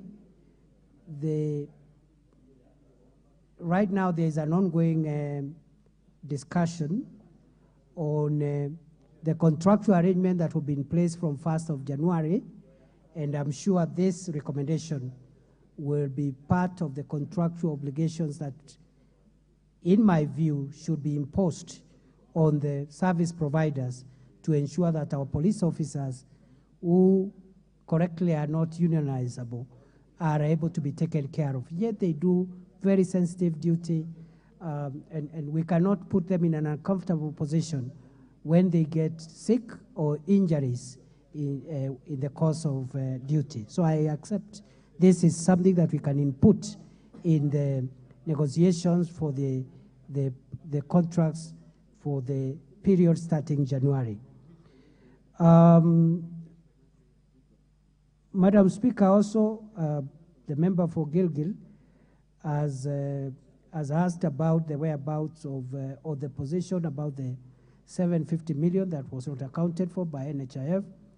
I think by the time we decided to float tenders for other service providers to express interest, we had a not so good relationship as National Police Service and Kenya Prison Service with NHIF as our service provider. A case was made that this is a government institution, it should be supported, but we also made a very strong case that national security and the officers who serve in these agencies do such a dangerous, risky, and exposed duty that the service provider must not be the kind that will expose them to uncertainty, especially when we get injuries in operational areas. So we took the painful decision of saying, let's give the best that we can get from the market as opposed to staying with NHIF and exposing our officers. Finally, the member for Gilgil has also asked about the restructuring that is happening around NHIF, and I would not want to comment on that because I think for now, for us as security people, our concern was the best service for our officers, whether it comes from NHIF or from any other provider. We had to part ways for the reasons I've given. The cost, they wanted to review upwards the premiums, way beyond the budget, yet the benefits were much less than what we were looking for, and they could not account for some of the money, and we are following up that for accountability purposes, even as we ensure that there is no gap in the insurance of our police and prison officers. Member for Gilgil, are you satisfied? Thank you, Madam Speaker. The only clarification finally I would want to get from the CS is that I have one payslip from a constable for August who have just been sent here. They are contributing NHIF 1,300 per month. So have you parted totally away from NHIF, or are you still charging them, yet they are not giving you the services that you need for the police service? Cabinet Secretary. For those members who are still contributing to NHIF, they are entitled to use the NHIF card. So this other scheme is over and above NHIF, and the officer can choose which scheme to use. If you contribute to NHIF, you are entitled to the service. Thank you. And lastly, Cabinet Secretary, you've been very patient. We have just the last question by the Honorable Member for Lamu East, Honorable Captain Rueda. Asante Bispika. Kwa sababu ya umoja wa watu wa Lamu, ningeomba swali langu nambari 2, 3 nijibiwe kwa maandishi, na nambari 1 lishajibiwa, liko kwa vyombo vya habari. Pia Rais na Waziri Kindiki wamelivalia njuga swali letu la upande wa kutengwa, marginalization. Ndio maana tunapata barabara ya kwanza. Juzi Jumamosi Rais alikuja kuweka barabara ya kihistoria katika miaka 60. Hatujawahi kupata even one inchi ya barabara, lakini Rais amekuja kutuwekea, na Waziri Kindiki anang'ang'ana na mambo ya marginalization au jamii zilizotengwa, anang'ang'ana sana. Haya yatasaidia kwa usalama, na wale wanaotumia kutengwa kugawanya watu wa Lamu watakuwa hawawezi kugawanya tena. Asante Bispika.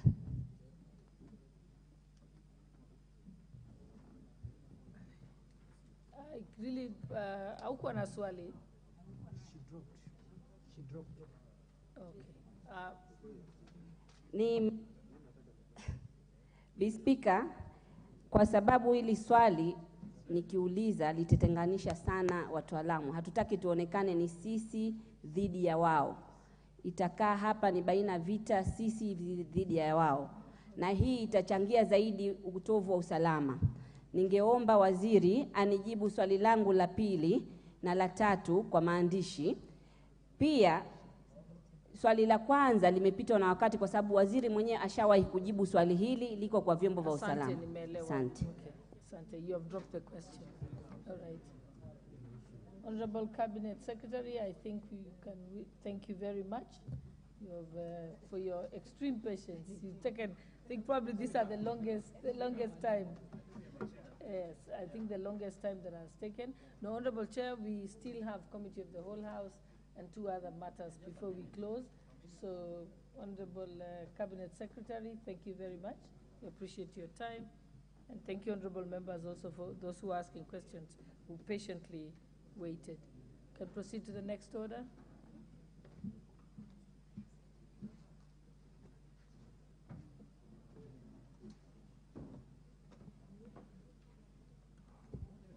Order number 8, motion. Inspection of various one-stop border posts in the northern corridor in the East African community. Question to be put. That question will be deferred for obvious reasons. Next order. Order number 9, motion. Sessional paper number 1 of 2023 on Kenya National Population Policy for Sustainable Development. Question to be put. Again, this question is deferred for obvious reasons. Let's move to the next order. Order number 10, special motion. Consideration of a nominee for appointment as a member of the National Government Constituencies Development Fund Board. Honorable Chair, for NG-CDF, you may move. Thank you, Madam Chair. I beg to move that taking into consideration the findings of the Select Committee of the National Government Constituency Development Fund in its report on the vetting of nominee for appointment as a member of the National Government Constituency Development Fund Board laid on the table of the House on Tuesday, 7th November 2023, and pursuant to Section 15(1)(e) of the National Government Constituency Development Fund Act 2015 and Section 8(1) of the Public Appointments Parliamentary Committee Act 2011, this House approves the appointment of Honorable Gabriel Kago Mukua as a member of the National Government Constituency Development Fund. Madam Speaker, I beg to move that this member, a former member of Githunguri constituency, where we advertised and nobody gave any adverse recommendation or in the contrary of his appointment, I wish to ask Honorable Kawanjiko, the Member of Parliament for Kiambaa, to second this motion. Proceed, seconder.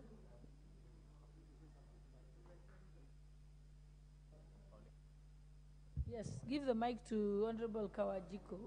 Thank you, Madam Speaker, and thank you to the Chair and the Committee on the NG-CDF for doing a very good work, especially to vet and to make sure that being Kago Warindia, he was a member of this chamber in the 12th Parliament. He has been a member of CDF. He knows the pros and the cons as far as the CDF is concerned. He knows the challenges that faces the members because he was one of the members of National Assembly. He has been able to utilize what we call the CDF fund, you know, to the maximum, to the people of Githunguri, and I therefore feel, from having coming from Kiambu County, that Kago Warindia is actually the most qualified person to be the chair of that board, so that he can make sure that he looks at the interests of the members of this august house, and to make sure that every proposal that comes into the board and the request made by the members, other different members, they are honored. Therefore, Madam Speaker, I second the recommendations by the chair of the NG-CDF. Thank you, Madam Speaker. Thank you. I now propose the question that, taking into consideration the findings of the Select Committee on the National Government Constituencies Development Fund in its report on the vetting of the nominee for appointment as a member of the National Government Constituencies Development Fund Board, laid on the table of the House on Tuesday, 7th November 2023, and pursuant to Section 15(1)(e) of the National Government Constituencies Development Fund Act of 2015 and Section 8(1) of the Public Appointments Parliamentary Approval Act of 2011, this House approves the appointment of Honorable Gabriel Kago Mukuha as the member of the National Government Constituencies Development Board.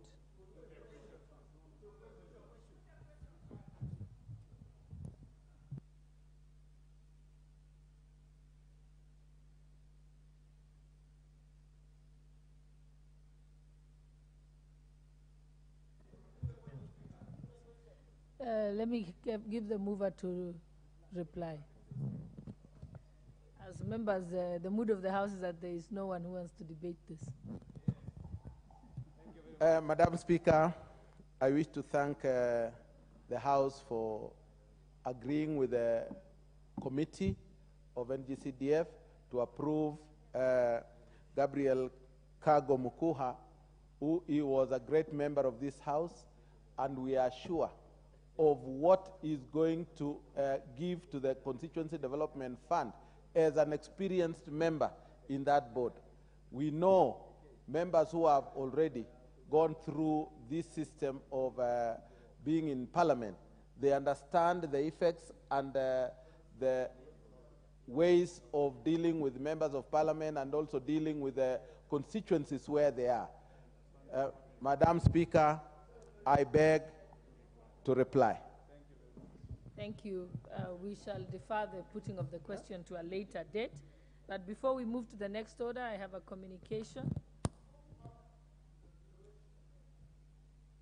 You're out of order, Honorable Member for Budalangi. And you seem to have made it a habit. Honorable members, you will note that the Statutory Instruments Amendment Bill 2023 is scheduled for consideration in the Committee of the Whole House today under Order Number 11. In this regard, and in line with Standing Order 133.2, several amendments have been received from various members, including the Deputy Speaker, on behalf of the Procedure and House Rules Committee. The Chairperson of the Committee on Delegated Legislation, Honorable Chepkonga, CBS MP, and the member for Mathare, the Honorable Anthony Olwoch. Before we proceed to this order, honorable members, I wish to guide the House on the manner of considering the amendments proposed by Honorable Anthony Olwoch, MP, and which are contained in the order paper.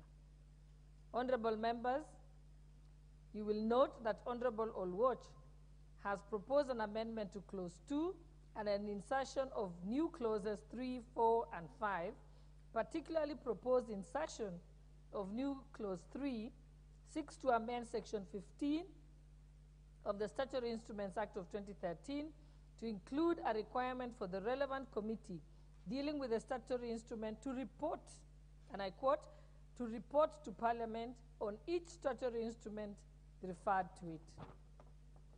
Honorable members, this amendment has the effect of shifting the current negative procedure of consideration of statutory instruments in the House to a positive procedure.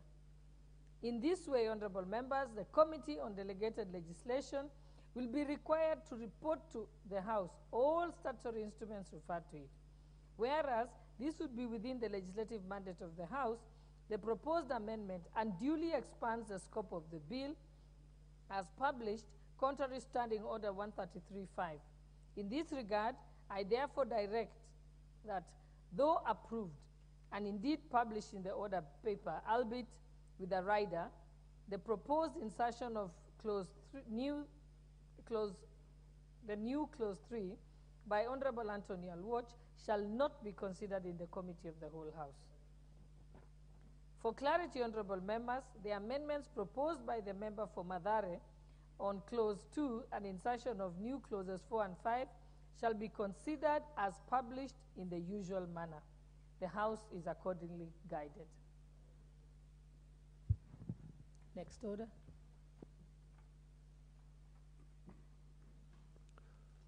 Order number 11, Committee of the Whole House.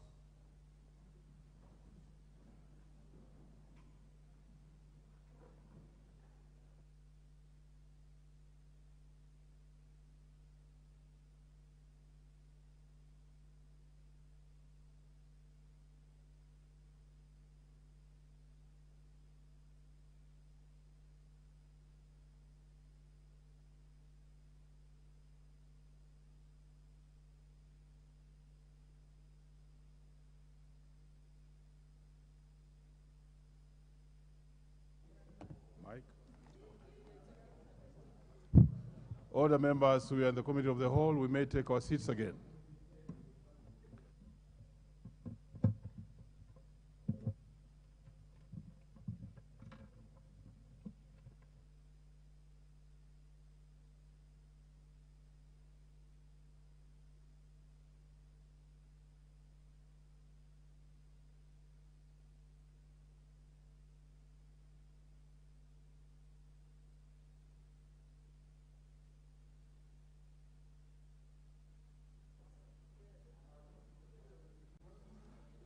We may take our seats. We shall be considering two order members. Order members, just take your place. We are in the Committee of the Whole House, and we shall be considering two bills. The first one we shall be undertaking is the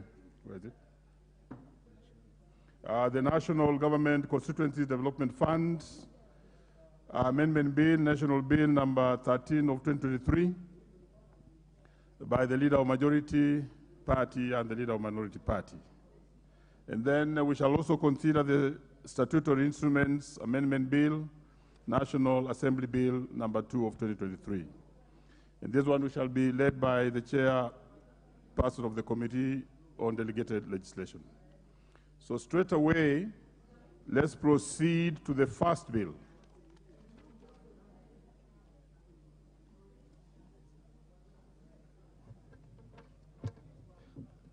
Clause 2, 3, and 4. Honorable members, I propose the question that Clause 2, 3, and 4 be part of the bill. I now put the question that Clauses 2, 3, and 4 be part of the bill. Honorable members, order, honorable members, who are very close to me, order members. Notice that these clauses don't have any amendments, and therefore we may not have debates, and therefore I continue to indicate that I now put the question that clauses 2, 3, and 4 be part of the bill. Will as many as are of that opinion say aye? Aye. Will as many as are of a contrary opinion say nay? The ayes have it. Clause 5. Honorable members, I now propose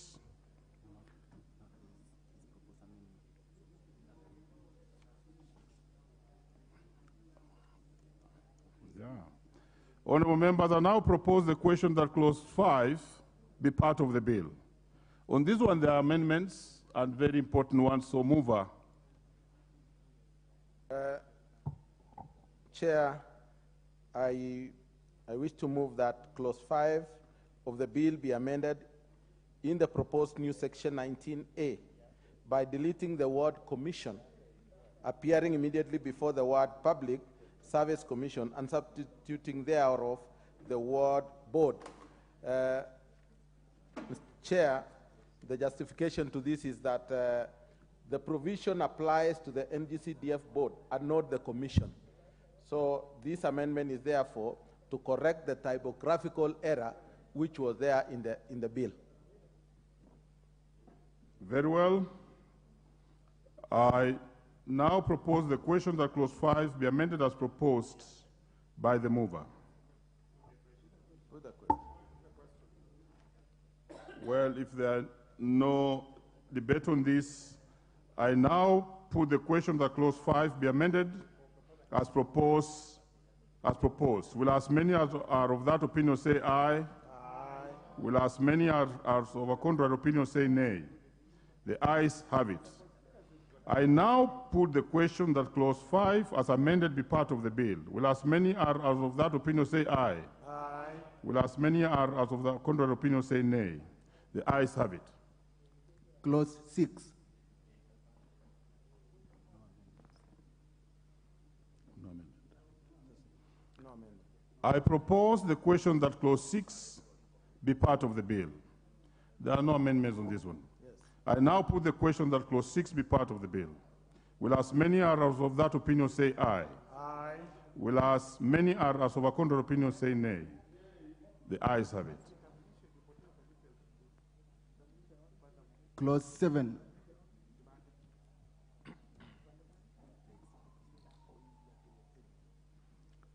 Honorable members, I now propose the question that clause 7 be part of the bill.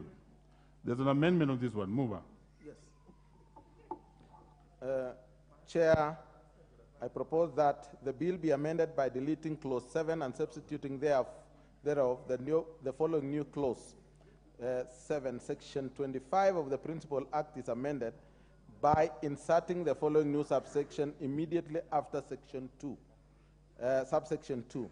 2A, notwithstanding subsection 2, a sum not exceeding 3% of the total annual allocation to a constituency may be used for the payment of recurrent utilities, cost and maintenance of the constituency digital hubs. By deleting subsection 8, that it ends there first. You can give us a little bit further justification for that. Yeah.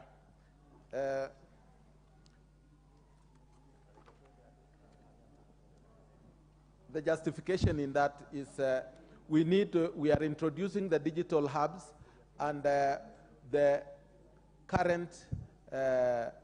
recurrent expenditure which is required to meet the cost of the digital hubs, which we do expect the members to do, will be catered for, and it will be justifiable to pay electricity bills and others, Mr. Chairman. Thank you. Very well. I now propose the question that clause 7 be amended as proposed by the mover. If there's no interest in this, I now put the question that clause 7 be amended as proposed. Will as many as of that opinion say aye? Aye. Will as many as of a contrary opinion say nay? The ayes have it. I now put the question that clause 7 as amended be part of the bill. Will as many as of that opinion say aye? Aye. Will as many as of a contrary opinion say nay? The ayes have it. Clause 8. Yes. Clause 8. In clause 8, we have two amendments, and therefore we shall begin with the one of Honorable Chepkonga. But before Chepkonga you come, let me go first, that I propose the question that clause 8 be amended. Let me take it again. I propose the question that clause 8 be amended. Yes, Honorable Chepkonga.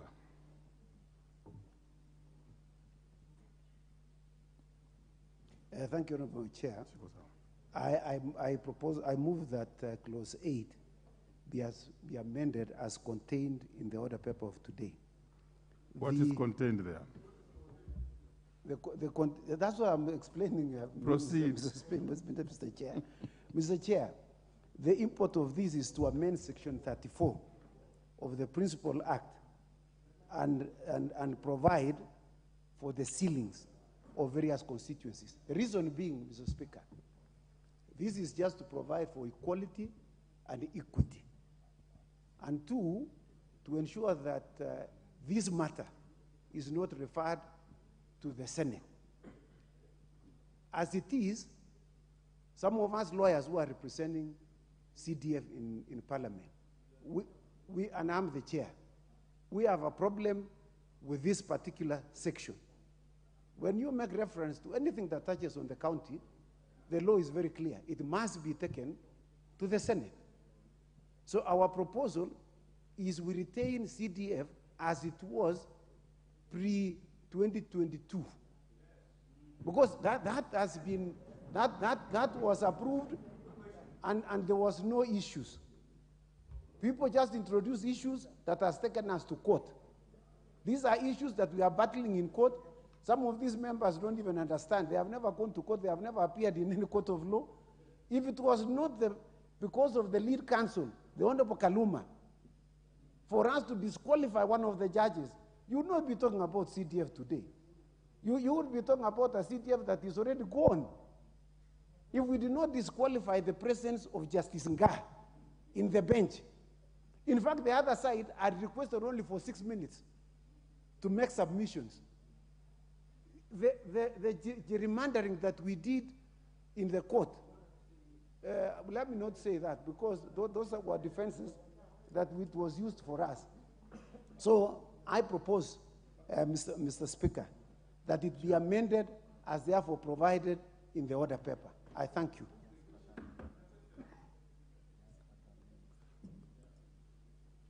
Honorable Chepkonga, I'm told you have a further amendment. Is that true? Oh, that's a different one.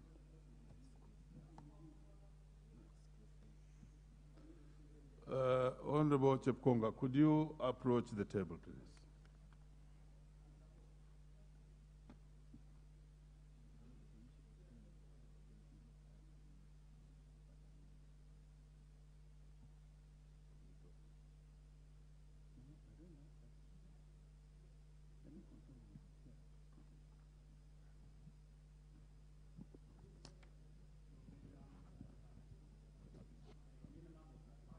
Honorable members, just 1 minute.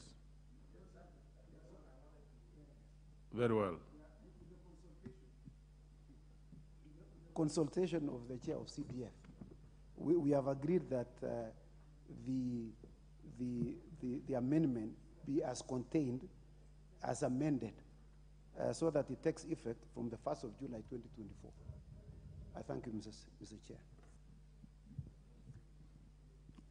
Honorable members, I now propose the question that Clause 8 be amended as proposed by Honorable Chepkonga. Honorable members, I now put the question that Clause 8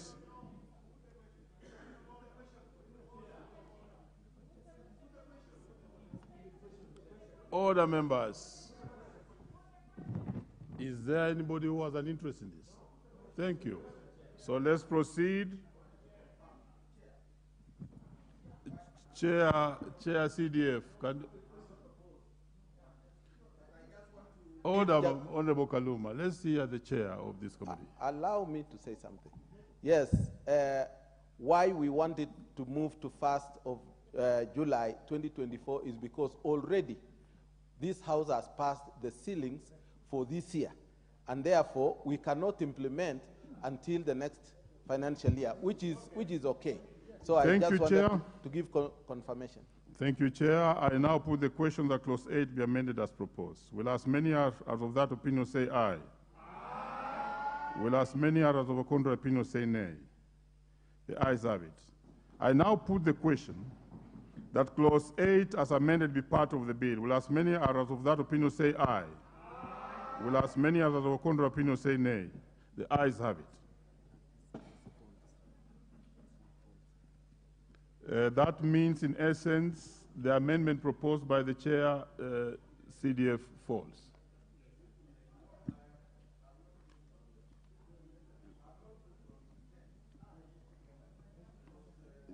The one that falls is the one on 8, but you still have more amendments. So we shall still bring you back. Clause 9.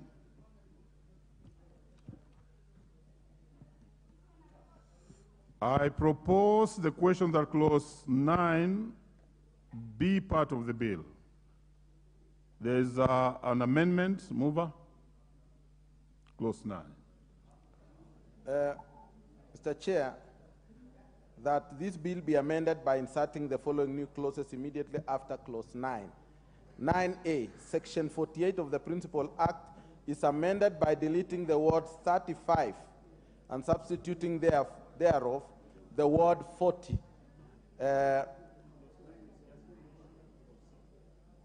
No. Oh, we have gone to Clause 9B. That Clause 9 of the bill be amended by deleting paragraph C. Tell us a little bit about paragraph C as a justification.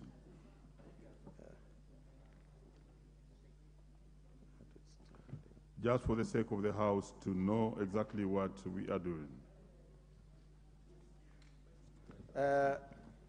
The amendment seeks to retain the terms of office of the constituency committee members to 2 years, which also aligns with the NG-CDF regulations. Very well. I now propose the question that Clause 9 be amended as proposed by the mover. I now put the question that Clause 9 be amended as proposed. Will as many as are of that opinion say aye? Aye. Will as many as of that contrary opinion say nay? The ayes have it. I now put the question that Clause 9 as amended be part of the bill. Will as many as are of that opinion say aye? Aye. Will as many as are of contrary opinion say nay? The ayes have it. Clauses 10, 11, 12, 13, and 14. I propose the question that clauses 10, 11, 12, 13, and 14 be part of the bill. Honorable members, there are no amendments on this one. I now put the question that clauses 10, 11, 12, 13, and 14 be part of the bill. Will as many as are of that opinion say aye? Aye. Will as many as are of contrary opinion say nay? The ayes have it. New clauses. New clause 9A. Good. New clause 9A and B, that the clause, that the bill be amended by inserting the following. Order, Chair. Order, Chair. On this one being a new clause, you'll have to actually move the second reading. So I call upon you to move the second reading of the new clause.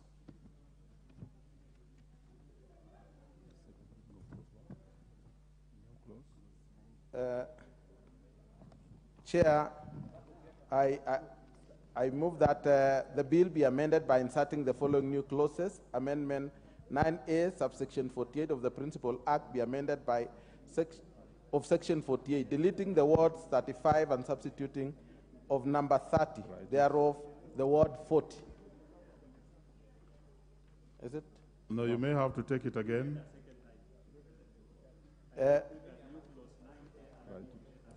Yeah. I wish to move that clause 9A and B be read a second time. Very well.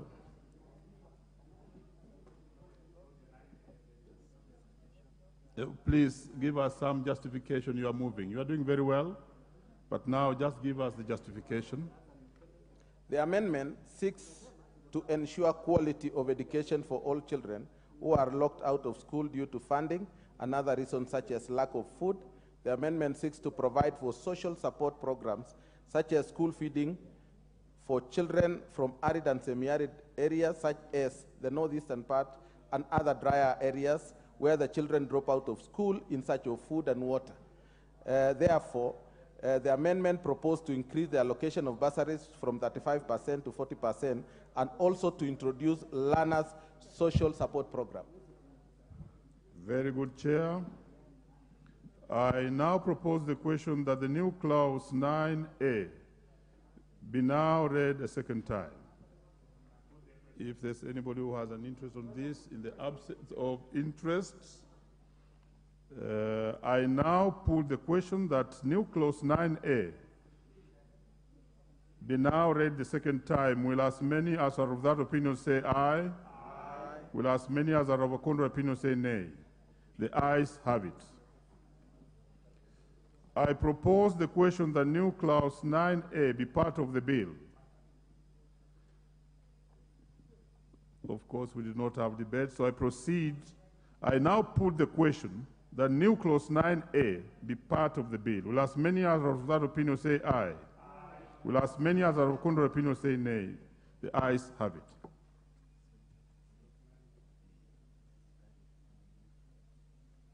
Meaning that the fact that this one is carried, therefore the one of Honorable Mwingi is in the House.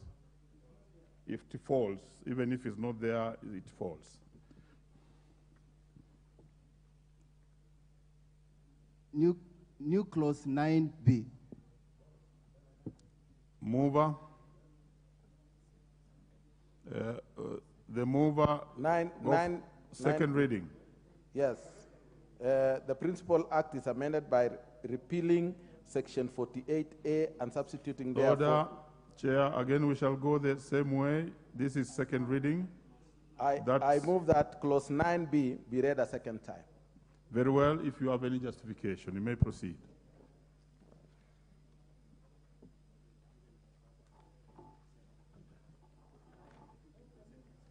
Yeah, same justification applies. Very well.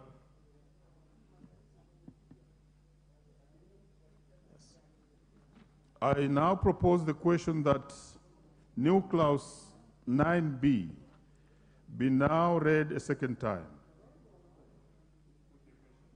I now put the question that new clause 9B be now read a second time. Will as many as of that opinion say aye? Aye. Will as many as are of contrary opinion say nay? The ayes have it. I propose the question that new clause 9B be part of the bill. I now put the question that new clause 9B be part of the bill. Will as many as of that opinion say aye? Aye. Will as many as of contrary opinion say nay? The ayes have it. Schedule.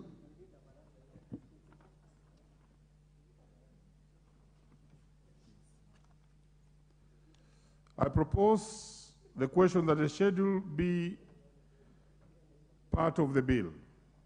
I now put the question that the schedule be part of the bill. Will as many as of that opinion say aye? Aye.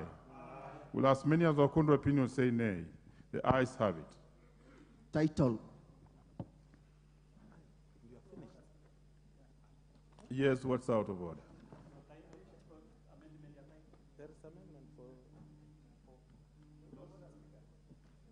Yes, let's hear from the chair.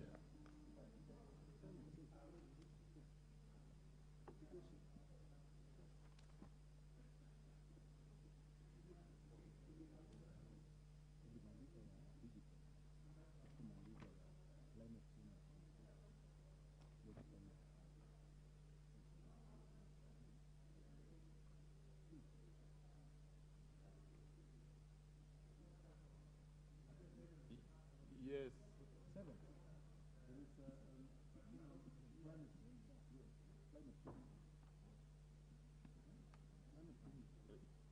Give me the mic. You know, honorable members, when we did clause 8, then it means that the other one did fall. And therefore, it's already taken care of.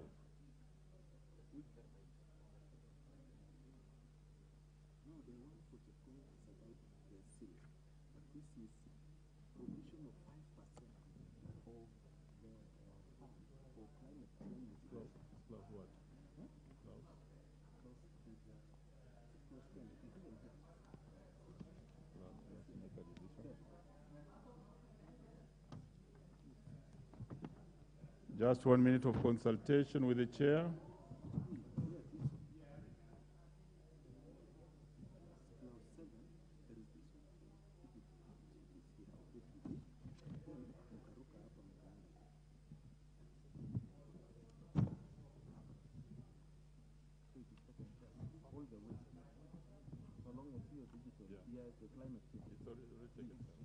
Give me the mic. Honorable members, order. Having consulted the chair, he was worried, but everything has been taken care of. So let's continue. I propose the question that the title be the title of the bill. I now put the question that the title be the title of the bill. Will as many as of that opinion say aye? Aye. Will as many as of the contrary opinion say nay? The ayes have it. Clause 1. I propose the question that clause 1 be part of the bill. I now put the question that clause 1 be part of the bill. Will as many as of that opinion say aye? Aye. Will as many as of the contrary opinion say nay? The ayes have it. Let's hear what is really out of order, honorable member, and you are standing on your feet. Proceed, you have a chance. Proceed, okay. Let's hear you. Thank you, Speaker. I know we might not have gotten all the information that the committee of the whole house was meeting after 7, but all the same, there is an amendment that has been moved that it is alleging that it is distributing CDF equally to all constituencies. And I wanted, if allowed, for the sake of the people of Soy, and for the sake of all the members whose constituencies are above 6. No, I have to be heard because I represent my constituency, so I cannot be shut. No, I have to be heard.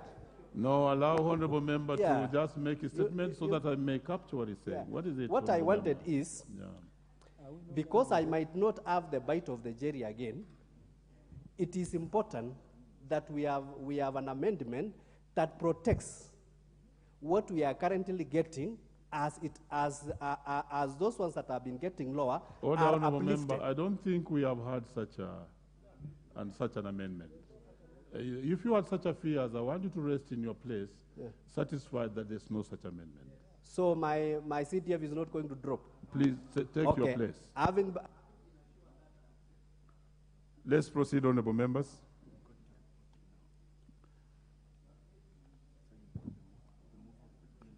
A move of the bill. We go to reporting, move of the bill.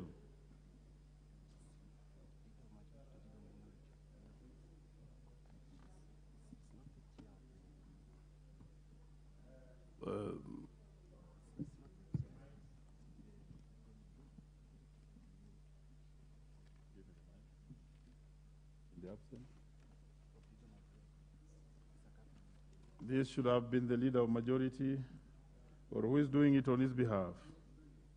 Proceed.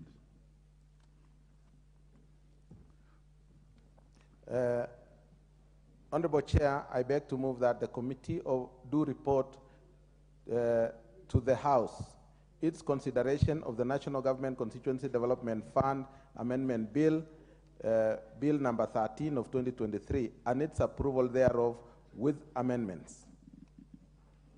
Thank you.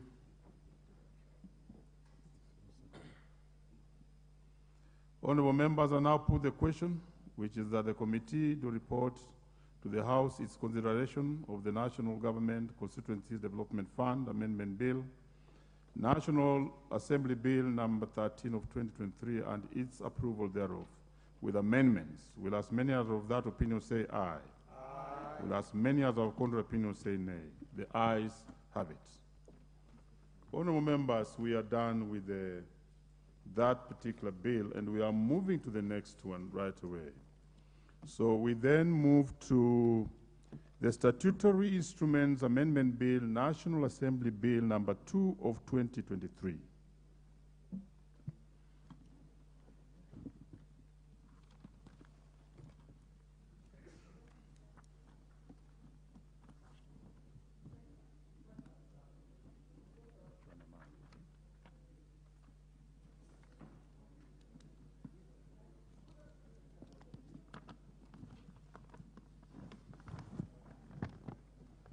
Yeah, in a minute we shall be ready to roll out the Statutory Instruments Amendment Bill, National Assembly Bill number 2 of 2023. Clause 2.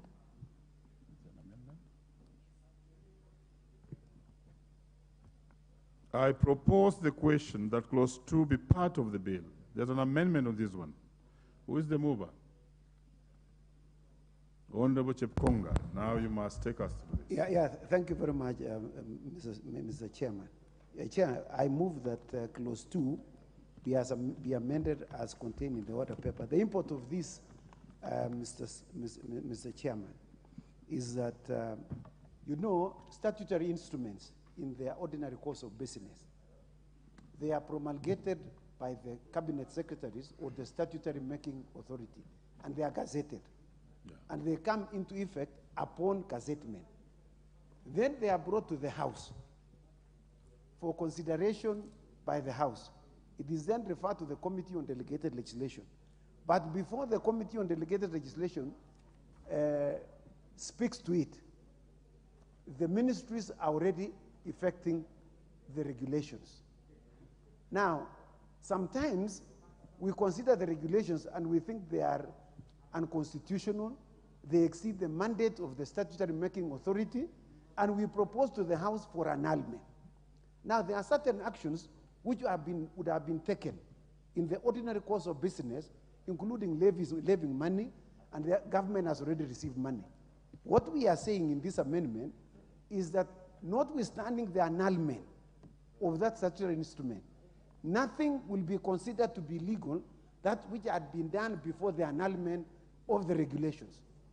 Because if it becomes illegal, then it means that government must refund all the monies that it collected pursuant to the making of those regulations. So we are saying anything that was then done before does not prejudice the actions that were taken by government. So we are just trying to regularize, because we have seen people who have gone to court saying that these regulations have been amended before they are approved by Parliament. We are saying, because in the nature of things, the Constitution provides that regulations shall come into effect upon gazettement. So we are saying that notwithstanding, whatever action that had been taken will not be considered to be legal in the manner in which it was. It was legal until annulled by Parliament. I thank you, Mr. Speaker, Mr. Chair. Very well put. I now propose the question that Clause 2 be amended as proposed by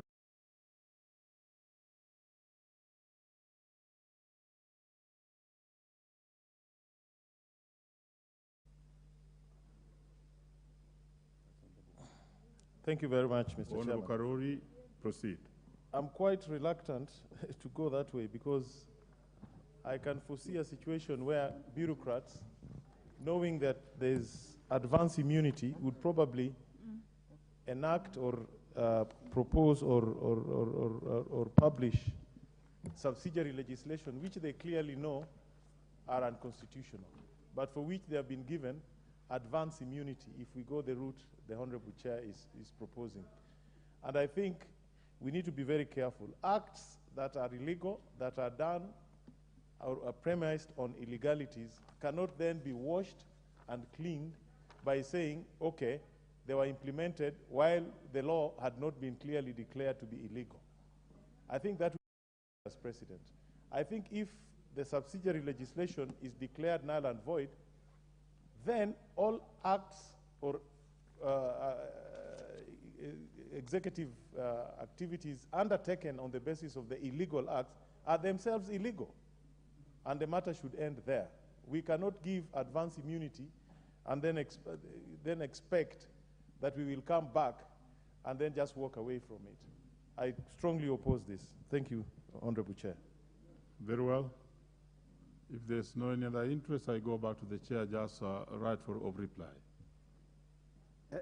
Thank you very much. You know, I respect my colleague. Unfortunately, that is not the constitutional order of this country. Because if you are to